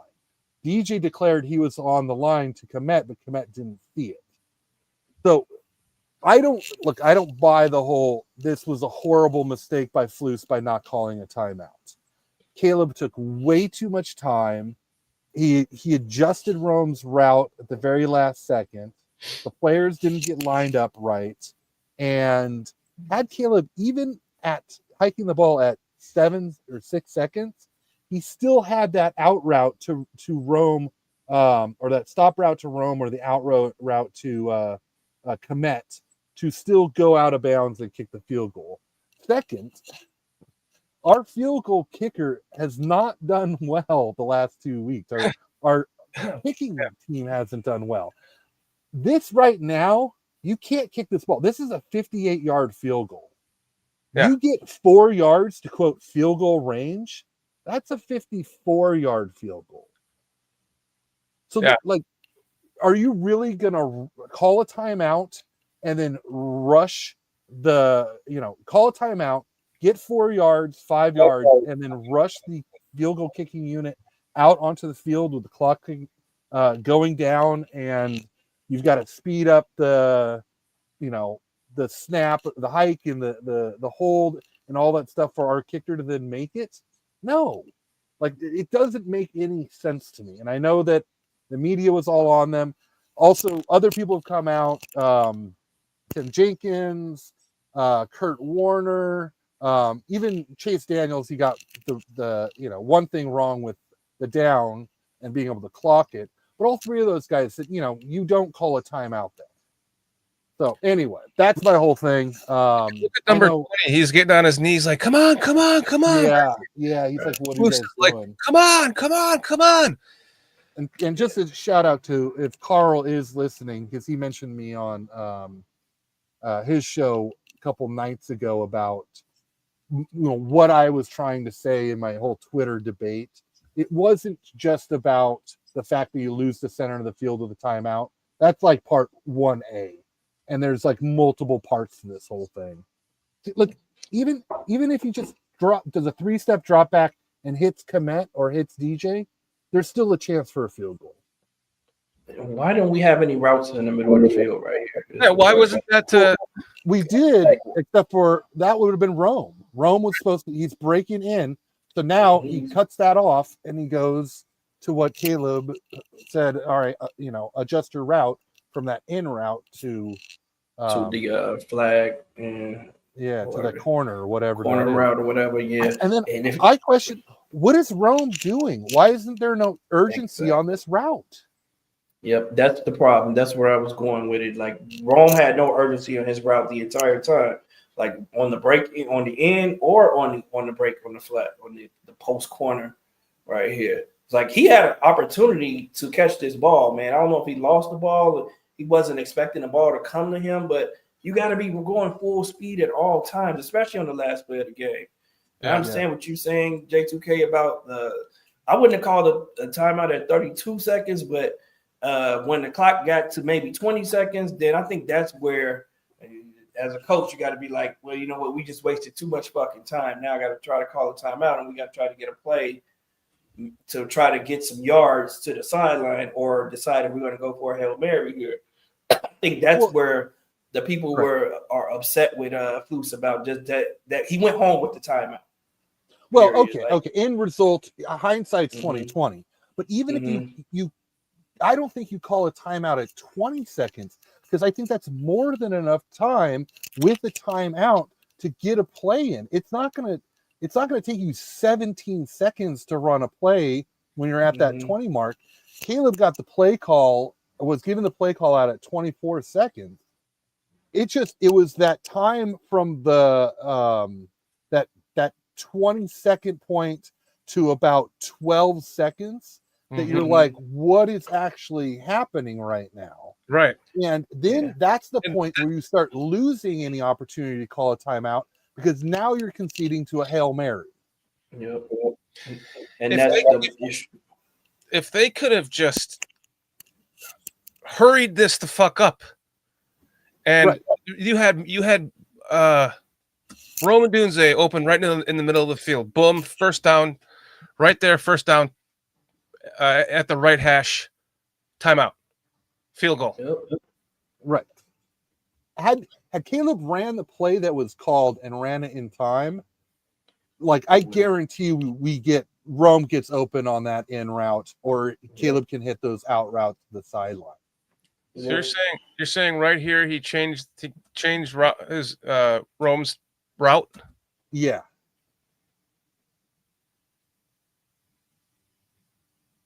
Huh.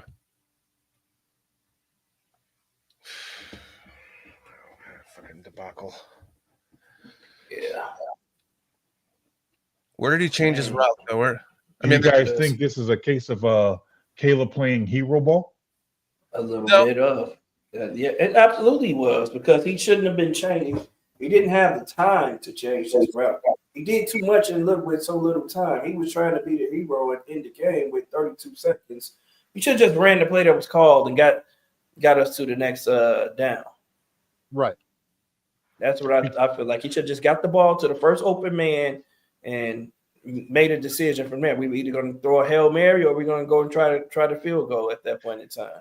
Because what's lost in this is that we're not seeing the extra time that was before this play that was wasted because all 22 is not giving us that extra 15 seconds. Right. Well, listening to what Eberflus said, when I heard him giving his explanations, and he's like, we had a couple of options of,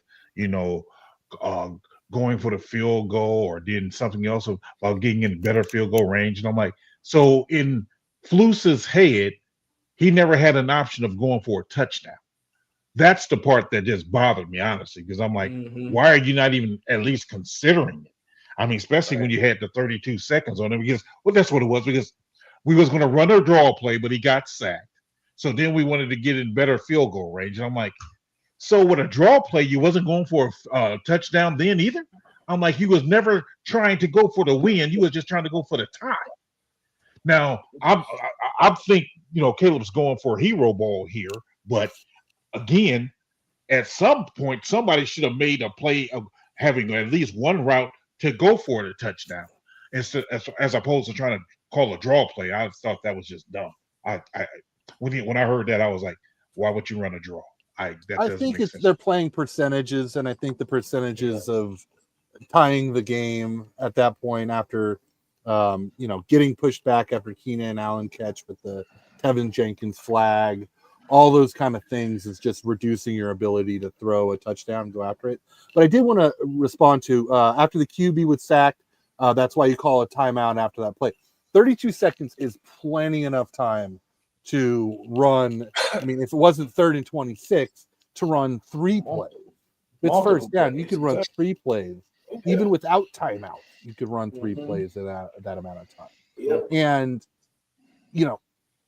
if the quarterback was rattled, then that's like kind of an internal discussion on, okay, then what do we do? Like, you have the ability to call a timeout, Caleb. You did so in this drive already. If you felt uncomfortable about it and you wanted to call a timeout, then do so. In his press conference, he was super vague and confused. He was making a point that they didn't have a timeout, and then he kind of backtracked on that as he's talking to the presser that, oh, yeah, we did have a timeout. So even he was kind of like off on like whether there was a timeout or not. So look, can you go to that play where he got sacked on the supposed draw? My whole point is that I think people jumped on Flus because, one, Flus has made these mistakes multiple times, so I totally get it. 2, I think there's still blame on Flus just because as a team we weren't prepared for that last situation. Wide receivers aren't lining up correctly. Offensive line isn't getting to the line quickly enough. There's just this overall lack of urgency. It just, every aspect of it was done incorrectly, except for, in my opinion, you calling the timeout at 32 seconds, because to me that's a waste of a timeout. There's plenty of time to call a play, call a timeout, kick a field goal. That last drive, he got sacked twice. Yeah. Again. Yeah. It seems like that every last drive that we're starting to get somewhere. He gets sacked twice on that drive and then makes a big play, and then there's a penalty that reverses it. And they're rushing forward, freaking defensive linemen, man. We shouldn't be getting instant pressure with 4 defensive linemen against our 5 guys. Like, man, show some fucking heart, man. It's the final play of the drive. We're trying to win this game. We're allowing the floodgates to open immediately. Man. And just to point out, like, even I know Raging Oracle is saying that he was behind the center and blew 8 to 10 seconds. Coaches should have called a timeout. See, that's the issue, though, is that the more time runs off the clock, the more you can't call the timeout. Because once you call that timeout and there's, 10 seconds left on the clock, that's not enough time to bring your field goal unit out if that ball is completed in the field, right? So you're either kicking a 58-yard field goal or you're throwing a Hail Mary. And that's the whole point, is because as soon as you call that timeout under 20 seconds, you don't have the ability to complete a pass, kick a field goal. And if that play call if he's doing that play call at 24 seconds, which he was doing to everybody, you get to the line 6 seconds later and you hike that ball at 18 seconds, that's plenty enough time to run 2 plays, especially with a timeout. And then you're not rushing the kicking unit. But let's go back to this play before that. This was field goal range. This is the play that I was like, I can't believe we're going to win this game. We wasn't in field goal range yet, right? but we're about to be almost first and goal. No, because of the illegal pick. But this wasn't a pick. Yeah, it was. Yeah, it was. Like Watch commit. That was a pick. Standing there waiting, and he's gonna bump the man. Yeah, They accidentally ran into each other because look at him. Look at him. He braced himself and everything, set up if he not put his arms up to act like he's blocking the guy, would have been fine. But he actually brought his arms up like he's blocking the guy. See that? Yep. He brought his arms up like he was like running, and I was like, oh, accidentally ran into him. That's what I'm seeing there. Well, you have to as an offensive player on a crossing route like that, you have to dodge the defender. You literally can't make contact. Like at all. You can't do that at all. No contact. And Raging Oracle at 16 seconds is enough time if you have a timeout. Right? Yeah. So this is what I'm saying is that, it doesn't matter where you slice it up at the very last play.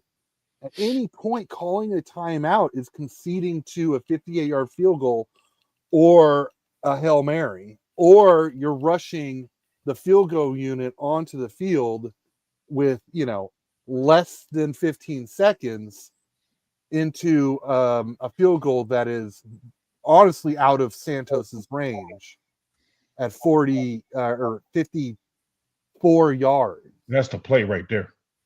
That's the play. That was the miss. That was the play right there. That's a touchdown. That's the game right there. Yeah.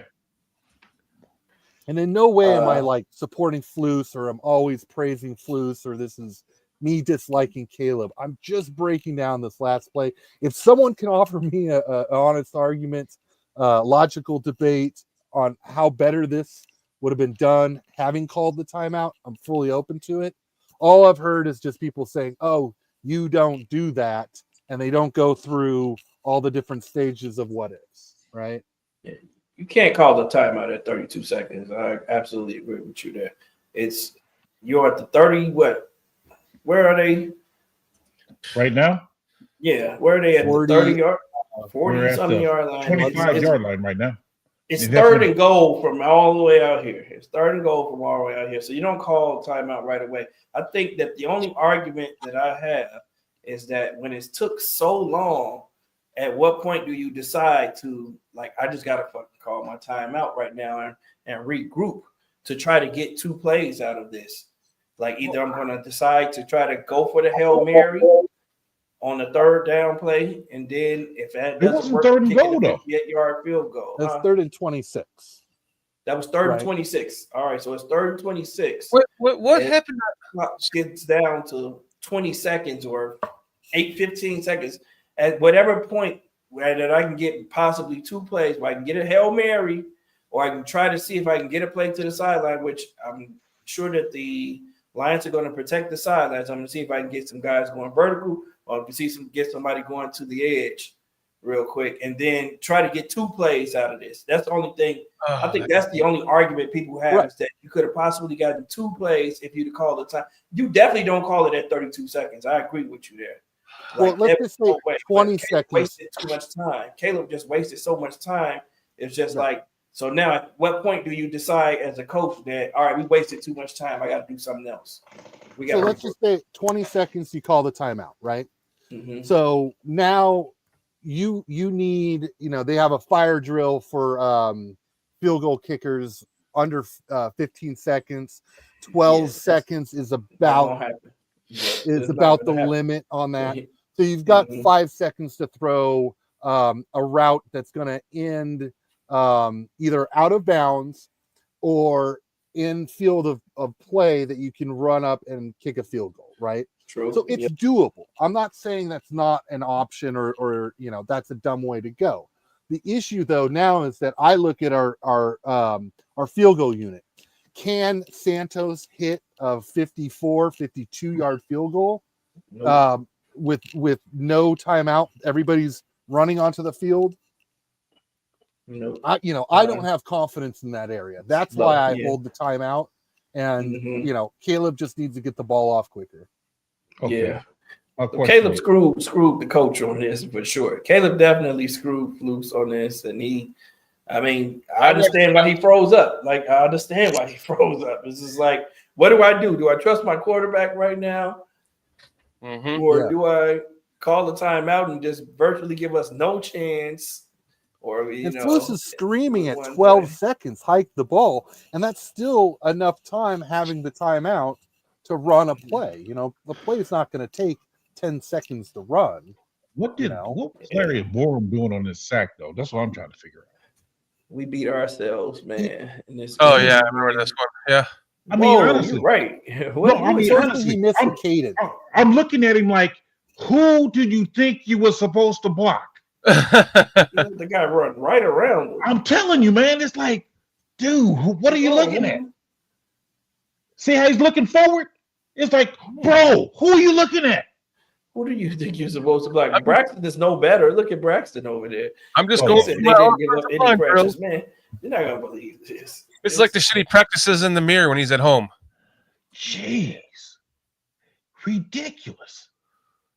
This is Larry Borum standing in front of a mirror going, okay, I got to get my technique down. Got to get my technique down. Oh, shit. I'm in a game.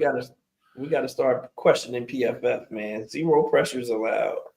Braxton Jones in week 13. Like, we just watched at least 6. It's a draw, but you got to make sure the guy runs past the quarterback. You got to put a hand on him. You got to get a hand. I don't think and also not just the offensive tackles, but look at Pryor and Jenkins getting pushed back like this. Yeah, you're supposed to open up a lane for your quarterback. Yep. And neither one of them are open up. That's what I'm saying. It's like, what are you guys doing? This wasn't a quarterback draw, though, was it? This is just supposed to be. Because if you look at the center, he moves downfield. So you know it was a draw. That's what tells me it was going to be a draw. But Borum didn't even guide this guy past the quarterback, and I don't know what Braxton's doing. I'm sorry, Braxton. You just again, you're not pushing the quarterback. The defensive end further enough upfield. Jenkins and Pryor's not giving a lane for the quarterback to run in. Man, just bad. I can't even say bad. I'll say bad execution. I can't say bad coaching. Just bad execution. That is bad coaching because both guys did the same thing, man. So that means that's how they taught to do it. Both guys did the same thing. Both tackles just let the guy run around them. They didn't get a hand on him. They didn't try to push him upfield. That tells me it's bad coaching. Rome looks over the wrong shoulder. Yeah, and so I do have tons of blame for Flus and the overall coaching staff on the end of this game because you just saw how unprepared they were for those specific plays. Mm-hmm. And if anything, anybody knows about paying attention to what teams do in practice, they practice situational football. Yep. They weren't prepared for the moment. And if you fail to prepare, then you can prepare to fail. That's what you did. That's what they did there. So, man, we've shot ourselves in the foot on multiple times. Like, we had at least 3 opportunities to win it. To play to Rome. Rome keeps running. Maybe he catches it. If you hit DJ in the right place, he catches it. And if we get a play in time, then maybe we get close enough to get the field goal. So that's 3 opportunities we have to win again. Not even counting the fact that we got sacked and all of that shit and all the penalties. Keenan Allen caught that ball at what, like the 15-yard line, 12-yard line? Yep. Yeah. Man, when Jenkins went to the face. Yeah, he would have been down at the 18 or 18. Okay. PJ, I got chat now. He's straining over there like he need glasses and shit. And hey, chat. Hey, bro. Hey, calm down over there. You want to borrow mine, man? Here. Calm down, bro. Calm down. Because I had to stop with chat before I can get my point across there, Shorty. Why you trying to take my job, man? I'm trying to tell you something. Stop focusing on chat so you can get your point across. All right, my point is we had an opportunity to win the game. And I think that especially with that pass to Rome, DJ that just threw it on the ground for whatever reason. And then the one with Rome. I think it comes down to what are we practicing? If we practice a certain way, then the game should be easier because it seems like they're just I'm getting some Nagy vibes right now, what they got going on in practice or something.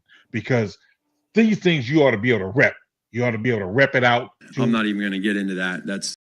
This is what we need to do. I mean, because this in the game situation is not like a one-off. It's been constant, and it's like, what are we doing in practice? I'm very disappointed. I don't know if it's Morgan. I don't know who it is, but somebody's really just not coaching these guys the right way. And I can't blame Eberflus on that. That's more of a position coach. So somebody's not doing something right. Mm-hmm.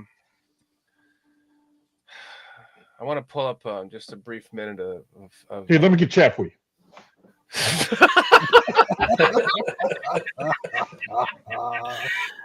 Oh man, we gotta give him some producing abilities or some producing jobs, and look at you, just gonna have you just to start producing some shows for us, Peach. I'm just saying, man. I mean, hey, look, I got my point across. Now I can go back to chat. I did want to say that, we almost beat 3 of our divisional rivals 3 weeks in a row. We came back to almost win this one. The other games we came back to nearly win as well. And I think that we've got enough talent to compete. I think Thomas Brown has shown that a good play caller can get away from the O-line issues where Waldron was just dead in the water with that. And I know that, close isn't good enough for, because we have been, on this 6-game losing streak. Yeah. But I do think we're close. And I do think that. So why? Because it's literally just stupid critical mistakes. Well, yeah, sure. And I mean, coaching on execution, you could go through and just pick out a handful of things that could have given us, 5-6 more wins on this season. Outside of Arizona and New England, those were hangover games. Yeah, it just looked horrible. But I mean, the Colts was winnable. Washington was winnable. The last 3 games were winnable. I'm trying to create some kind of optimism going into the final stretch of this year with Thomas Brown, going into next year. That I don't think that this is the Bears that we've honestly witnessed for 20, 30 years, that being just consistently horrible. I do think that we're right around the corner from, turning over this league. That's kind of well said, because I want to kind of end the show just watching this young man talk and trying to. I think we all see the vibe that comes from this guy. I don't know. He just seems different. Something different about him. And I want to just play just a couple of minutes of this. You see the aura too, huh? The aura. Can you guys hear that? No. No. All right, I gotta present it a different way then. Do you guys see some of that fake AI stuff of like Eberflus at the podium getting fired? The what? It's like fake AI on Twitter. Eberflus, he's like, yeah, so they said I got fired. I threw a challenge call on that. Haha, just kidding. That's some Eberflus humor right there. George McCaskey smells like rubber bands. Oh, no. I saw one. It was just like a really handsome guy sitting there with a beard, and it was he barely, nothing moved but his mouth and like his eyes, and he was saying that they lost it because he called a timeout because the Bears called it because Matt Eberflus called the timeout that gave the Lions back the ball, and they were able to score to win the game. I'm like, what in the I had to comment on them. I'm like, actually, no, that's not what happened, you fucking fake ass AI. There's also one of Ryan Poles like firing Flus. Oh god, Dude, they're so you guys gotta see them. They're so funny. I saw the one. First off, we start off can you hear that? Yep. Yeah. thanking God for the opportunity to put me in as far as giving me another promotional chance here with the Bears. I also want to just thank George and Kevin and Ryan for entrusting me with the responsibility, but also the challenge to lead this football team as well, which I don't take lightly, and accept everything that comes with that. And so ready to roll. So I started the day with our first team meeting, talk about our players as far as plan of attack moving forward. All right, so before we talk about X's and O's, before we talk. You had me at hello. I mean, that's how I feel right now. Like, Hey. Just calm down, man. all right. Let's not get your panties all wet. This guy might make me want to wear my jersey Too forward. late. Too late, PJ. He's over here right now. And playing for San Fran, I talked about making sure our house is right to begin with. So the initial goal is to unify this football team. Everybody in the same accord, moving the same direction, speaking the same language, and attacking together. So no more divisions. As far as the outside noise, we ignore it because it doesn't matter whether it's positive or negative. What matters is our daily approach, us working together, and execute when it's time to go execute. So I started with that first. Then I talked about just got to do a better job being a more disciplined football team, on and off the football field. Talked about the penalties. Pre-snap penalties will all kind of boil down to a lack of focus. So one play at a time mentality. After that play's over with, hit the reset button, get back in the huddle, go do it again, and over again. Post-snap penalties. It's a lack of attention to detail when it comes to techniques. So we're going to do a better job as coaches to coach it the right way, demand it is done the right way, drill it properly, and our guys go execute when it's time to go execute. And I just talked about as far as our identity as a football team. I said this initially, always believe in and stand by it. Football is a violent game. It rewards those that play the game violently. So physical at every position is going to be our mentality.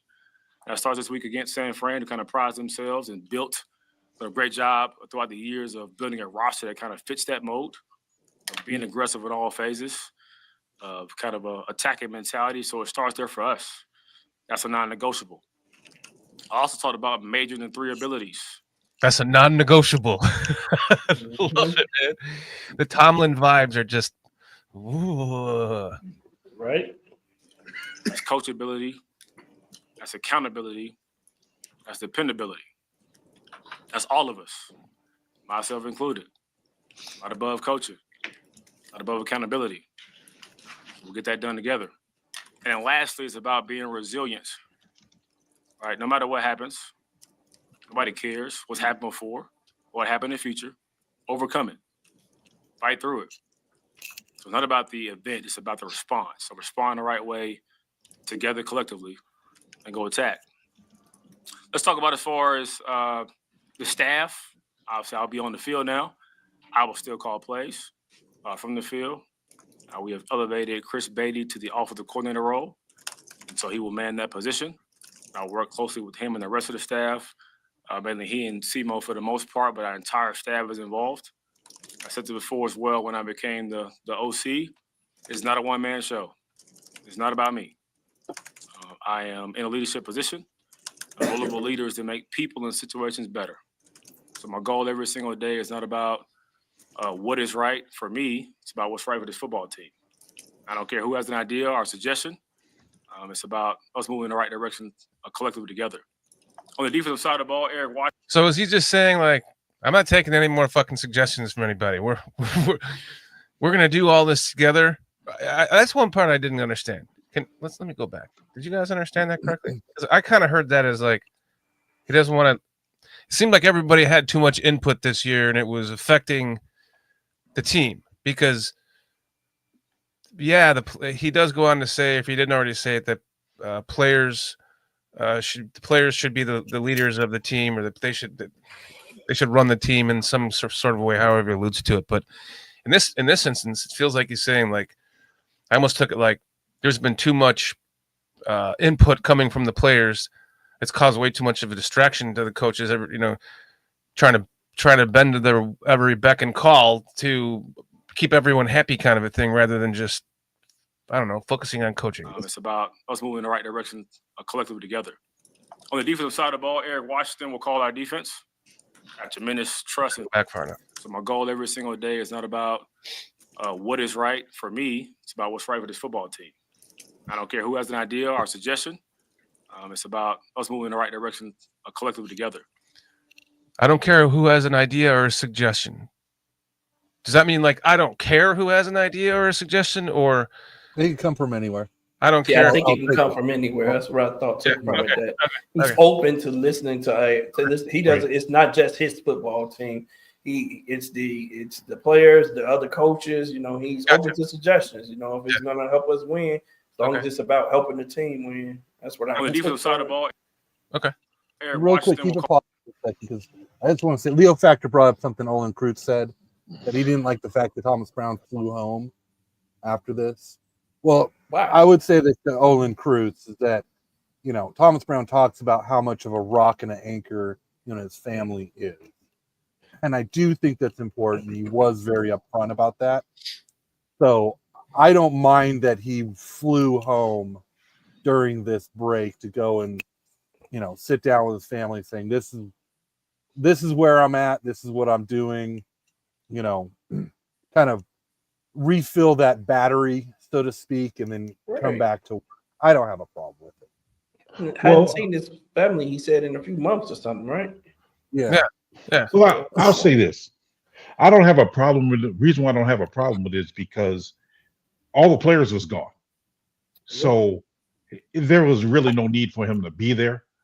You can go home and come up with some plays and come up with a plan on how you want to direct the team come Monday. You could have been doing that at home. So I don't really have a problem with it there because players was gone anyway.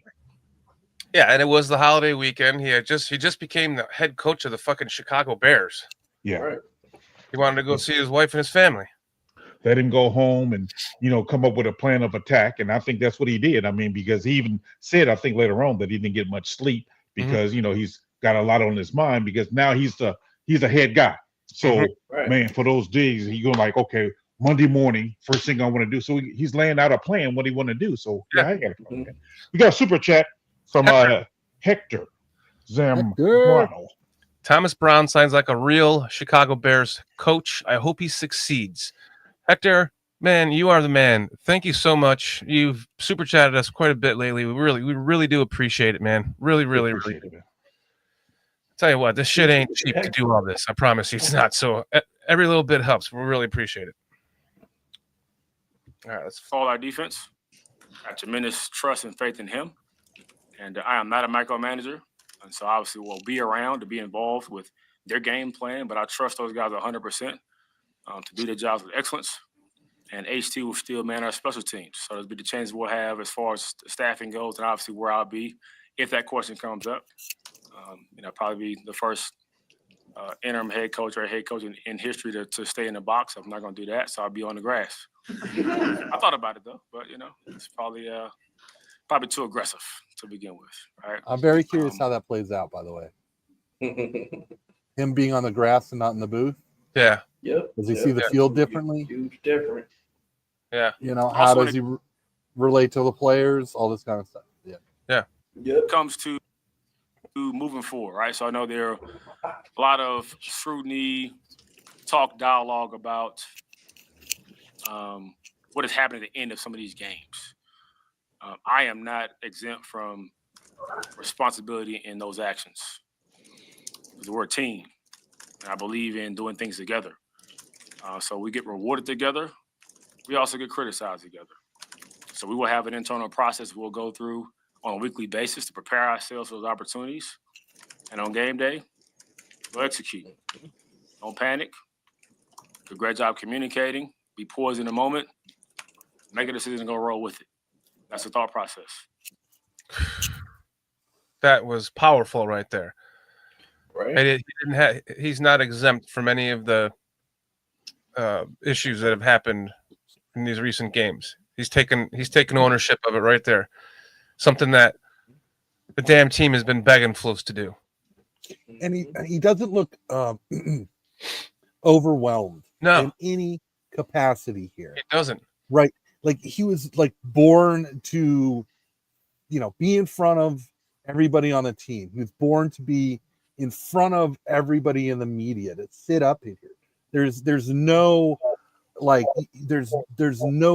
cloud in his judgment or anything at all with what he's doing. You go and look at Waldron's first press conference with the Bears and compare it to this and just the personality and the leadership traits. I mean, it's night and day different. Mm-hmm. All right, and lastly, I want to thank Matt Eberflus. I said something very similar when I took over for Shane. We live in a results-driven business, right? And that's what we all sign up for. And when things go well, people sing your praises. When things don't go well, they ask for your head. That's part of it. But I do want to say how much I appreciate him for, one, giving me an opportunity to interview to begin with, pursuing me through the process, because I had some other opportunities, and he was pretty adamant about. See, I like that part right there. I like the part that Eberflus actually pursued him. Because, I got in a conversation with one of the coaches at college about the pursuit of a person, letting them know that how much you really want them.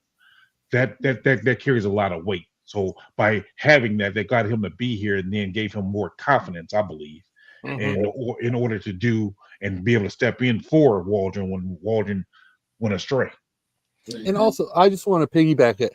There was some conversation that I was in with some people that Poles kind of took over the coaching hiring for this year because Flus wasn't getting it done. So that's why we got Waldron and Washington. They didn't specifically say Thomas Brown, but kind of included. That I didn't think was the case. So going into the season, I was saying, hey, look, Flus is still getting quality coaches from other places and bringing him to this team. I don't think Flus is a horrible coach. I still, like him to an extent. I think it's just clear that he lost the locker room and could not get it back. Yeah. And there's one thing very specific is you can see that when Thomas Brown said, I'm not excluded from, the responsibility of owning up to this, how he smiles when he says it. You watch when he smiles when he talks. It's very interesting because it really shows, he's talking about a subject that he knows he's bringing up, right? Whether it's a sore subject, good subject, a hard conversation to have. It's very infectious. It's very confident. He really knows what he's saying, why he's saying it, and how to say it. I agree.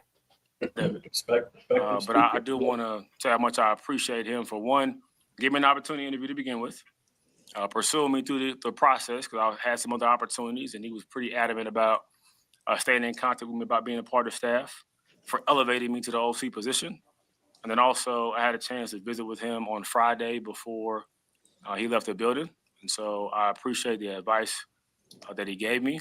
I'm glad I'm for not going that to share part the too. advice, so don't ask me, because I'm not going to tell you what he said. Yeah. But I do appreciate that conversation, but he didn't have to do that. And so he was great to me. When I had a chance to become the OC, he didn't micromanagement and tell me what to do. And he said, I'm not going to tell you what he said, so don't ask me. And they didn't. Oh, wow, that's refreshing. Yeah, as he said in my meetings, we had some dialogue on the same page. But excited about the opportunity. Welcome the challenge. But it's all hands on deck. And again, it's not about me. It's about this football team. So every decision made is going to be about what's going to be best for this football team moving forward. And, I'm going to worry about the future in the future. Worry about right now, today. Said it before a couple of times. I stand by that. I'm going to be where my feet are. And so it's about preparing us for the opportunity this week, for that challenge. And that starts with our execution every single day you walk in this building. Injury-wise, I have some injuries for you, updates on Wednesday. So kind of status quo as of right now. But questions? Thomas, when you talk about this offensive coordinator has been You listen to him. I go, me first. instrumental in Caleb playing well the last few weeks by his account as well. How will you manage continuing that progress that you're making with him in addition to all of the additional responsibilities that you're taking on now? Yeah, I mean, as far as our meeting schedule, it won't change. We still have an opportunity to still help run the quarterback meetings with Kerry Joseph. So I still hit those up like I did this morning. Had an opportunity to kind of talk about the previous game. And obviously on the grass, I'll still be heavily involved with that operation, individual drills, and obviously calling plays during practice. So a few more roles that I put on my plate, but that won't change at all. Thomas, when you talk about the late game execution, are there things that you want to iron out with the process, whether it's somebody up in the booth telling you, hey, take a timeout in this situation? Are there things you've learned from the last couple of weeks and seeing the process play out that you think should be different going forward? Yeah, I would say like anything else we do, preparation is the key to success. So how we do throughout the week, we drill certain scenarios, we talk about it, we have a plan of attack, and when it's time to execute, we communicate properly on the headset, we make a decision, and we roll with it. Kevin Warren said that when projecting it out, what they're looking for in a head coach beyond now is a decisive decision maker. In the short term, what makes you a decisive decision maker in tense situations? Yeah, I mean, so as far as the future goes and that process, that's out of my control. And so I do my best to avoid worrying about stuff I can't control because it's a waste of my time. So I can't control my approach every single day. What makes me decisive is I was raised by decisive decision makers. So my mother and my father were decisive. My older sister, Nicole, was very decisive. I'm married for 16 years to a wife who was very decisive. And so I surround myself with decisive people. And I believe in just the process of how you go about things and how you communicate and how you execute those when it's time to go execute. Thomas, I'm curious about how your weekend went from the time you found out Friday that you were being promoted to the interim head coaching role until now. Like, what have you been doing to, I guess, prepare for all this in a very short amount of time? Take it moment by moment. So I obviously had a conversation on Friday when I sat down with George and Kevin and Ryan about this decision being made. Didn't know about it, which I think is what Kevin mentioned before, is the importance of a proper process so you respect people the right way. So there was, no heads up given, or was a heads up needed. But I think being able to have a chance to get the information, address the staff briefly. I'd already planned to go home. So my first question was, do I have any obligations this weekend? My flight still leaves at 4:00. And so I haven't seen my family in a month and a half, haven't been home all year. And so had a chance to go home and spend time with them, which is my motivation, my support system. And so had a really good time with them. Tried to relax as much as I could, but you can obviously guess there was some thoughts going through my brain that probably weren't there before. But excited about the opportunity. Always ready to spend time with the family. Came back late last night, woke up this morning ready to roll. You mentioned, Thomas, How do you sort of One thing I'm seeing throughout this whole interview, he's very confident for one, but he's also not nervous. I mean, no question they throwing at him is he nervous. He's so calm that he can actually drink some water while they're asking him the question, smile, and just keep on going. He's very calm because think about it. First time head coach here. First time head coach getting bombarded with the Chicago media, and boom, calm. Just calm with it. It's natural. It's purely, it's just, yeah. It's like he's prepared for the moment, man. That's what he seems to me. Like he's been preparing for this all his life. And he seems genuine too. Like he's just not trying to create the PC, illusion. The illusion. Like he's just gonna be himself. He's gonna answer the question to the best of his ability. Well, he's gonna give you the honest answer, his honest answer to each of these questions. It's refreshing. It seems genuine to me. I don't know if you all feel the same, but like I say, he just seems prepared for the moment. Like he's been prepared for this all his life, and he seems like a natural. If that's even a. But I think that's where all the Tomlin comparisons come from, because Tomlin speaks with this same authority and confidence. I love the recent presser of him he's standing up there like chewing gum or something, and somebody asks him some fucking stupid question, and he just turns and walks off the stage. Yeah, about I can who else picture is it? doing that, and if he sticks around. Yep. Yeah. Get Caleb back in the right headspace for the final stretch of his rookie season. How do you restore order in his world when he's had 3 weeks of total commotion? Being consistent. And so we all have to make adjustments. Life is ever changing. It's not an excuse. I'll make excuses. So I think being able to communicate effectively, to be on the same page, to continue to find ways to demand that we do things the right way, but also taking it one play at a time, one day at a time. Coach, are there any tangible things that you put into place when you talk about bringing the team together, make sure you pull in the same direction and eliminating any divisions? Are there any tangible things you put into place with that?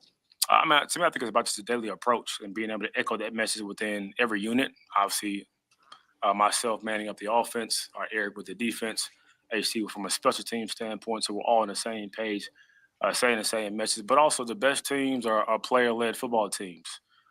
So when it comes down to it, it always has been, always will be a players league. So getting those guys to understand the importance of the family and family business, staying in family business.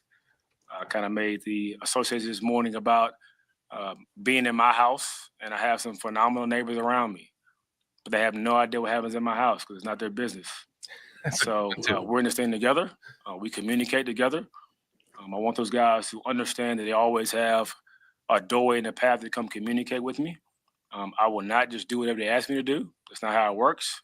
But every thought process is about to be able to understand how to resolve problems, how to make people in the situation better so we can get a better result. Thomas, you mentioned the divisions like Herb was talking about. Did you notice divisions in the locker room? Is that something you were hoping to guard against or get right away? Well, I think naturally what happens is when you don't have success, there's division because there's outside noise. And so I mentioned this in the team meeting room, but also in the quarterback room about the importance of controlling your thoughts and having self-talk, because it's easy for doubt to seep in.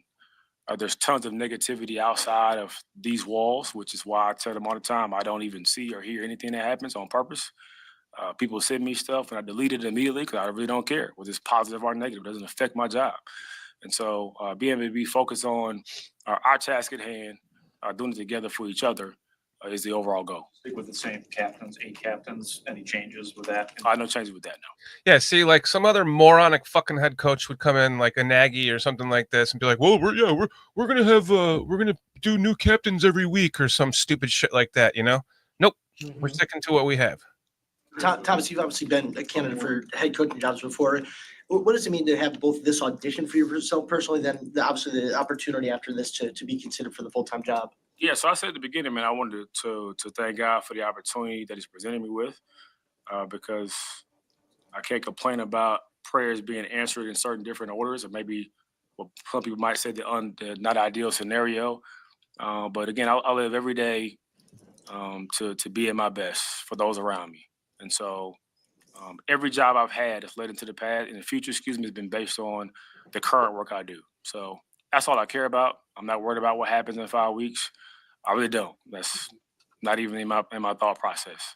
I'm focused on this very moment and how to do the best job I can for this football team to help to lead these guys the right way and go have success. Thomas, what plan did you come up with to be able to actually kind of allocate your time the right way in the next 5 weeks? Yeah, I mean, to me, it's about not being a micromanager. Like I said before, I mean, I trust our defensive staff, and I trust Eric to lead those guys the right way. I will still be heavily involved as I've been before with the offense. I trust those guys in our offensive staff to continue to give feedback, to continue to help organize. And again, it's about taking it one day at a time. So I'm not worried about what happens in 3 days or 5 days. I just have the day. So I have a little schedule printed out for me, and I go through list by list. This is this time, this is that time, and I just go moment by moment. Thomas, you talked about not being exempt from like the late game stuff that's happened. Yep. Looking back at the Detroit game, what could you have done better there? What was your kind of viewpoint, your role, and that kind of chaos in the last 30 seconds? Yeah, so like I told the offense this morning, right, there's a lot of dialogue about those last couple plays, last events, last seconds. But I focus more on the events leading up to that, with opportunities well before that moment to end the game. to finish the game. And so, yes, it's important for us to execute when it's time in those moments, but don't neglect the fact that we had several opportunities throughout the entire game. We dug ourselves into a hole in the first half by going down 16-0, battled back into that game, started that drive on the inside the -1 yard line with, I think, 3:31 left on the clock. So we had several opportunities before that to go execute. I'm going to get into the weeds of what was communicated, not communicated, because that's irrelevant. It's over with now. But definitely had an opportunity to learn from it. I don't remove myself from accountability in those scenarios. Well said. I love it. I really do. I'm gonna save myself for last because it's 3 hours now. So I'm gonna let you guys go around the horn with some parting thoughts on whatever you want to say, and then I'm gonna part my thoughts with Mr. Brown, our new head coach. Well, I like to say that I have to keep things in perspective and realistic for me. Brown calling the play against Detroit, we didn't score in the first half. So as much as I like him and I like what he's saying, like you said, result-based business. Still didn't score in the first half. He needs to correct that. I think that accountability is needed on this team, and I think from how he's talking that should come, bringing the accountability that's needed on offense as well as defense. He also need to be able to bring the defense in. The defense need to buy into what he's saying, because that's how you have it a team. Because I know the offense, they seem like they're drawing into him, but the defense really don't know him much of him. Because I heard Jalen Johnson the other day talking about that he really don't know much of the guy because he was always dealing with the offense. So he needs to get hold of the defense, and they all can then buy into it. But I do feel positive moving forward. But I'm also, again, being optimistic, like I said, because it's not like he's been putting up a whole ball of fire with his offense. I mean, we was in the games, but we ain't putting up 30 points since he's taken over. Sammo? Yeah, and to your point, like I said earlier, I just feel like I think he passed the test for me in that sense, because in the second half, he did come back. They did come out firing on all cylinders. So he made the adjustments. He proved that he's able to make an adjustment, because that's just football. That happens in football. We see some of the best teams struggle in the first halves against a good defense, and you have to be able to make those adjustments, though. So I was happy to see that part. But to your point, you're right. He didn't score in the first half. So we haven't scored on the first possession of the game all year. So that's even more concerning. So that first 15 plays and all of that good stuff. But man, I'm loving Thomas Brown, man. I think he's re-energized the fan base right now. I feel like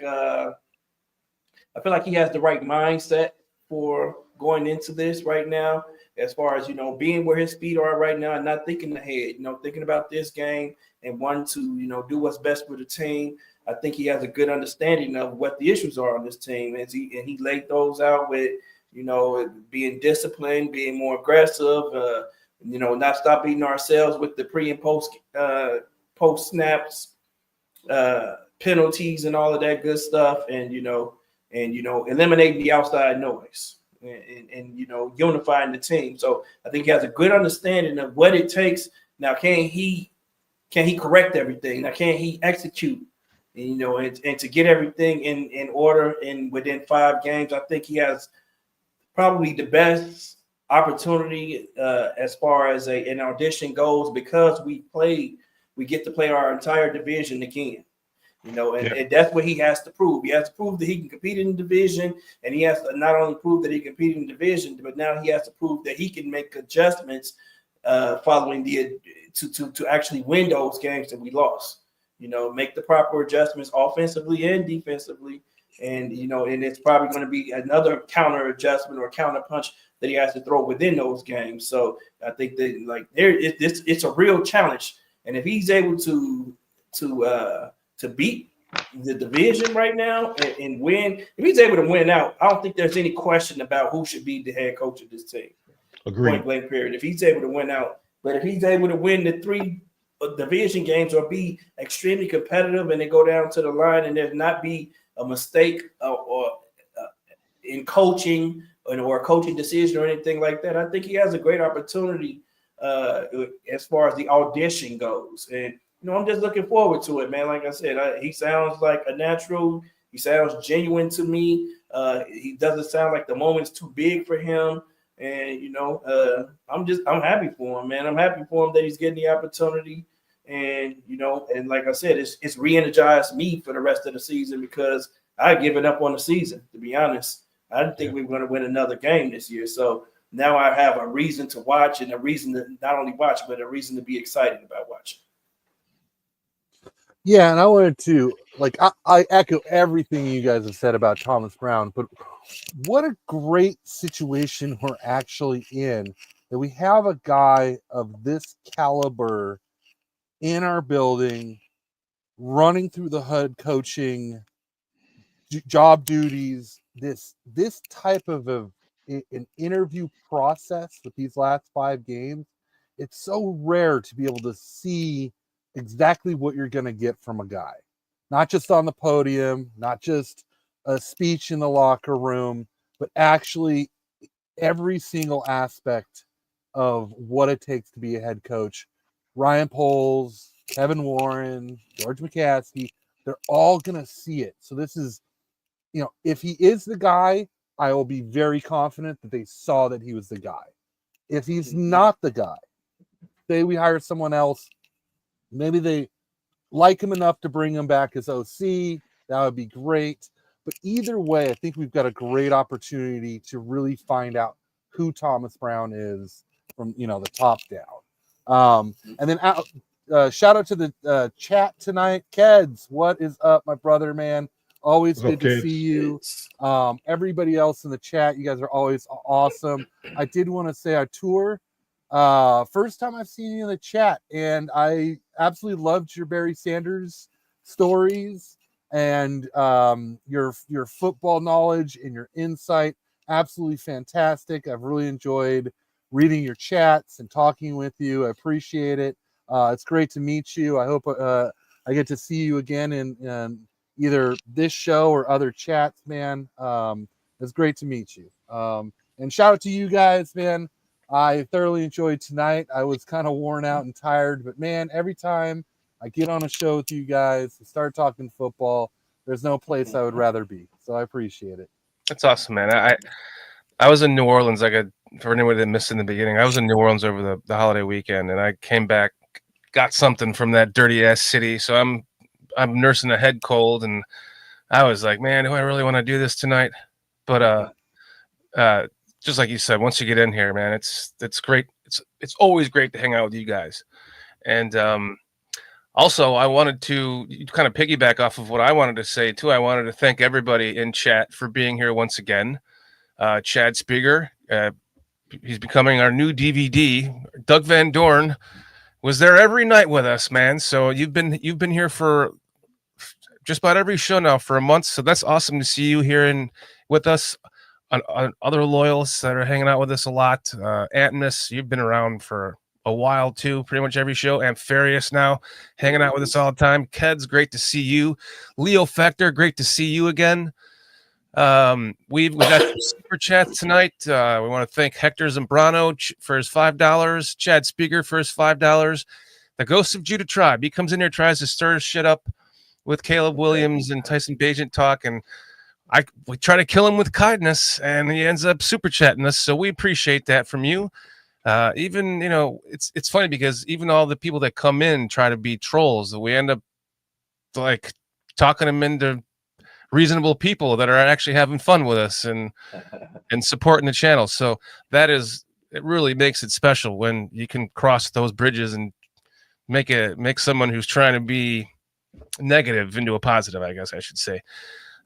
Also to you, Arturo, is that how you say it? Arturo. Yeah, man, you came in hot. I saved it because he came in saying, I'm not a troll guy. You just need to you'll just get good football talk and no hate from me, fellows. Love sports, and yes, screw the pack of cheese. You have been an excellent addition to our chat tonight. I know you're a Lions fan, and for you to be in here hanging out with us tonight, saying you just subscribed, that is pretty awesome. When you can get fans of other teams to subscribe to a Bears channel. We have Lions fans that really good friend of the channel that has a Lions podcast.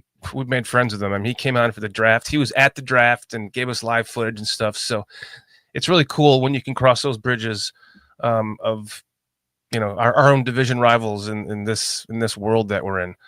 So thank you to all of you guys, man. You guys are awesome, really. And we'd love to see you again here in our chat, our tour. How do you pronounce that? U-tour? Auteur? A tour. It means filmmaker. I had to look it up. Yeah. Bob Swede. Thanks, Bob Swede, for hanging out with us tonight. Great to see you two again. There's so many of you guys. I can sit here and read it. Raging Oracle, great to see you again, as always. Leo, like I said, I have to go up for 3 hours to find everybody, but you know who you are. We love you and appreciate you for the 100 millionth time. This is why we do this. Let me say something, Shorty, that I'd be really remiss if I didn't say. I'm not a race baiter or in identity politics and all those things, but as a moment in time for right now, for the first time I can ever think of, an NFL team has a. Oh, see, you took it right out of my mouth. I was about to get there. I'll let you do it. I'll let you do it. You have a black as a president in Kevin Warren, general manager, Ryan Poles, assistant general manager, Ian Cunningham, quarterback. I'm sorry, before we even get down that far, head coach, Thomas Brown, offensive coordinator, Jeremy, forget his name, he just got promoted here. Beatty? Chris Beatty. Chris Beatty? Chris Beatty. And then you have Eric Washington, defensive coordinator, special teams coordinator, Richard Hightower, quarterback, Caleb Williams, middle linebacker, who I consider a leader as well, Tremaine Evans. All these black guys in these leadership positions. I've never seen a team have that. Mm-hmm. So, but the bottom line is they have to win. Now, let me be clear. They have to win. I mean, I don't care what color you are. But as a black man myself, to see leadership of all throughout the organization being black, that's I got to take my hat off to that. That's impressive. But again, like I said, you have to win, because I don't care what color you are. As long as you win, you're good with me. But for this moment in time, I did want to recognize that. Yeah, it's historic. And PJ, next up, ownership. yes, exactly.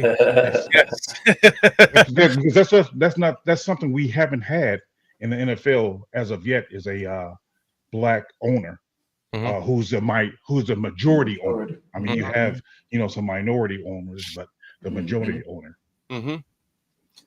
You took the word that I was going to get to there, but I'm glad that you said it. It was more fitting, because you're the one that brought that up to us in text. So thank you for that. It is a historic time. And I'm glad I'm glad Chicago was the first one to do it. I mean, because that gives me a sense of pride that we was able to do it. Because again, I'm not saying just keep them for the sake of keeping them, because like I said, they don't do the job, gotta go. So I'm not doing that. But yeah, the fact that we actually have that's good. I mean, I'm glad we have progressed enough to where we can have that, because 10 years ago, I mean, it was unheard of. So to have that, and for me to be able to see that, pretty good. Pretty awesome. Oh, he says it's pronounced Auteur. Our new chatter. So Auteur, we also are normally our show is on Thursday nights. It's a different crew. It's PJ and myself, and we have we have a producer and a Foster who's fucking hilarious. I love that guy. You gotta love Foster. So and just so you know, Auteur, like this is kind of we decided to put this together on Tuesday nights so we do this every Tuesday night for the All 22 for the Bears. And it's kind of, we just kind of started doing this like, I don't know, 6 weeks ago or something, 4 weeks ago. But normally every Thursday night at 9 p.m. Eastern time is our main show. So that is a lot of that show is different than this. It's a little more laid back and fun. Not that this isn't like fun and laid back, but we're like really talking about football. Whereas on that show, we kind of fuck off for brief moments and talk about food and life and, have fun with each other. So, yeah, thank you for hanging out with us tonight, man, and subscribing. We hope to see you in here again. So my parting thoughts are on Thomas Brown are to what you said. I was going to bring that up as well, that it's an honor for Chicago to be representing that structure of power in an organization that is led by black men. It's amazing. They have a black woman running backs coach, which is pretty fucking cool too. So and I think she was a badass as far as seeing her in Hard Knocks. So what I don't trust is the McCaskies. And the more and more I hear Kevin Warren talk, the more and more I think he's just a different version of Ted Phillips. I thought he was going to be a football guy that was going to do football things. And for him to sit up there on the podium and be asked that fucking question, are you guys going to get a consultant for the next head coach? And he didn't have an answer to that. Proved to me that this is exactly what it's always been, and nothing has changed as far as this McCaskey ownership goes. And so I don't trust any of them going into this head coach hiring process if they don't even know if they're going to get a consultant yet. What I like about Thomas Brown is everything that's why I wanted to pull that clip up at the end to show just what, because it's more of a feeling. It's you know it. Like when you hear Eberflus talk, you're just like, put your fucking foot back in your mouth, please.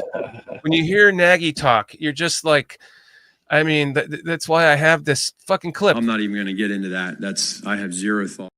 That was after the double doink game. He's all nervous and he can't. I mean, he lost another coach that lost control of his team, and he starts fumbling around and bumbling around, and that's what Eberflus started doing. And I feel like watching Thomas Brown talk, it's almost like we just somehow lucked into possibly the best thing that could have happened to this team in a long, long, long time. Because if they're going to go out and try to find another head coach, they're just going to fuck that up too. Especially if they don't have an answer for having a consultant firm yet. The answer should have been hell no. That's a whole side rant. But this guy hired by Flus this year, and he goes from passing game coordinator to offensive coordinator to head coach in a matter of weeks. And you saw how he was handling the media. He's not going to answer these questions. He's going to stay it like it is. You could tell that he has the ability to lead men. And I think that's why I say that's the best that we can hope for, is for him to come out and just be that guy, man. And we win 3 out of the next 5 or 4 or 5. We win all of them. Sneak into the playoffs. Then you know what you're going to hear me saying, because for anyone that doesn't know, from day one, 2 weeks ago, said, damn it, we're going to be the first team to win the Super Bowl with a rookie quarterback. We're on Hard Knocks. We're playing in the London game. We got all two and a half Hall of Famers that just got inducted. Playing, we get that extra game for Caleb to learn. He's got the playbook before we even start the season. All of it, Hard Knocks, all of it led up to, man, we got this. And for it to all slip away over some stupid fucking play, some just stupid situational football and domino effect from Flus losing it to now have this guy land in our lap. If they had fired Flus after the end of this season and I watched an interview with him, I'd be saying, please hire that guy. So the fact that he's able to do it in real time, as now he's our head coach, we have got to. And I'm same with you, PJ. I'm sick of hope. I'm sick of like, oh well, we traded up for Trubisky, but maybe Trubisky's better than any of us know. Or I'm sick of feeling that false sense of hope, and I don't want to buy into that either.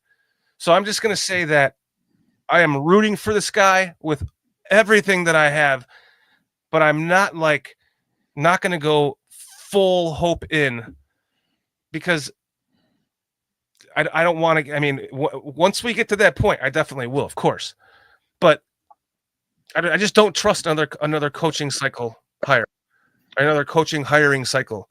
Cautiously optimistic. Got to be the guy. He's got to be the guy. Things stay consistent with that as well, and I think that's the best thing for this team, especially with this, investment in this quarterback. We have got to have consistency. Yeah, and especially going into year 2, he's not going to be learning a new offense again. And if he can turn out to be like our version, the NFC's version of Mike Tomlin, then we have just found a diamond in the rough. And I think that's about the only way that it would happen, because it's not going to happen from Kevin Warren finding that guy. How old is he? 38. 38. Yep. So I mean, 38 years young. Like, even if Kevin Warren would have sat up there and said, "This is all on Ryan," whatever he decides, Ryan's going to be doing the coaching search, I would have had a little bit more faith than for him to sit up there and say, "Well, he sounded exactly like Phillips. We're going to be talking about this together," and kind of looking at him like, right, I don't trust in that anymore. And looking into this guy would just be so perfect. So let's all hope that he is the answer to our prayers, and get behind this guy for real. All right, guys. Well, again, love and appreciate you guys. Thank you all so much for hanging out with us, doing the L22 with us. We will see you again in 2 nights with PJ, Foster, Carl, and myself at 9:00 Eastern time. And again, next Tuesday for the next All 22. Yeah, I'm real curious to see next week's All 22 being his first game as a head coach, guy in charge, and see how the team really responds to him. That's really going to be important, especially in San Francisco, who's having their woes over there with injuries and all that. So next week should be a good show. Yeah, and Eric Washington. And I agree. Yeah, and I think tonight we had so much to talk about. We actually weren't as dialed into the All 22 because it's been around for already a few days for everybody. Yeah. But I'm excited to get a little bit back more into the hard-nosed football talk, the details and all that. Yeah, after what's more fresh. Yeah. But tonight was great. It was a great show. Thoroughly enjoyed it, you guys. Yeah, I did too. I feel strangely confident about this weekend. I don't know why.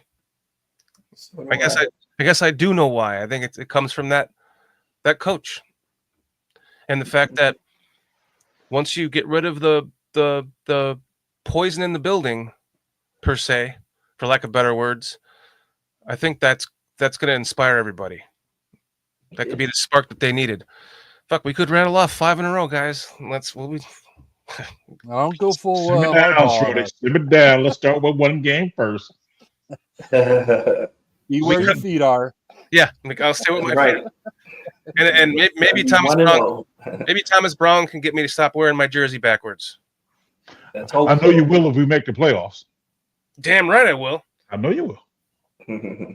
If we listen, I'm going to. So I drive back to Illinois in 2 weeks. Next Saturday.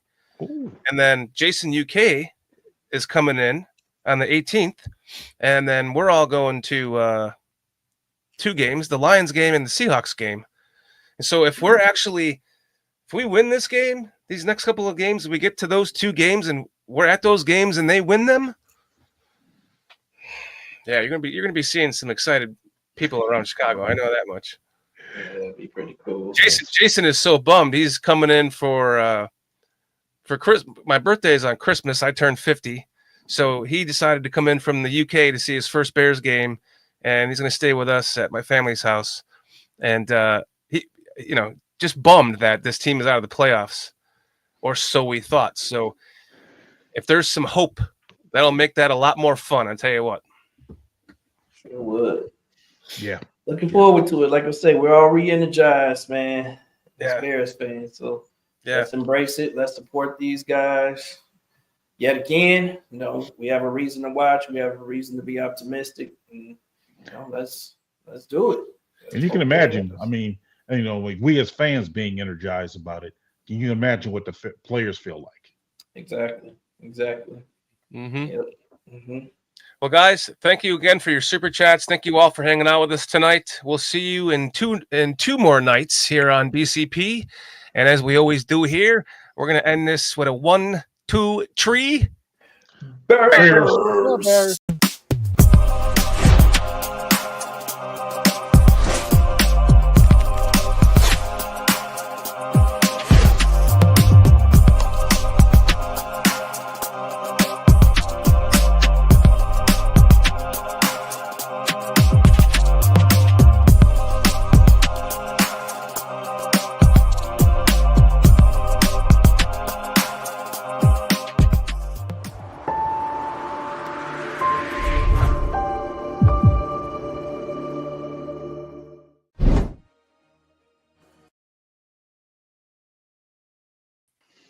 Good show, guys.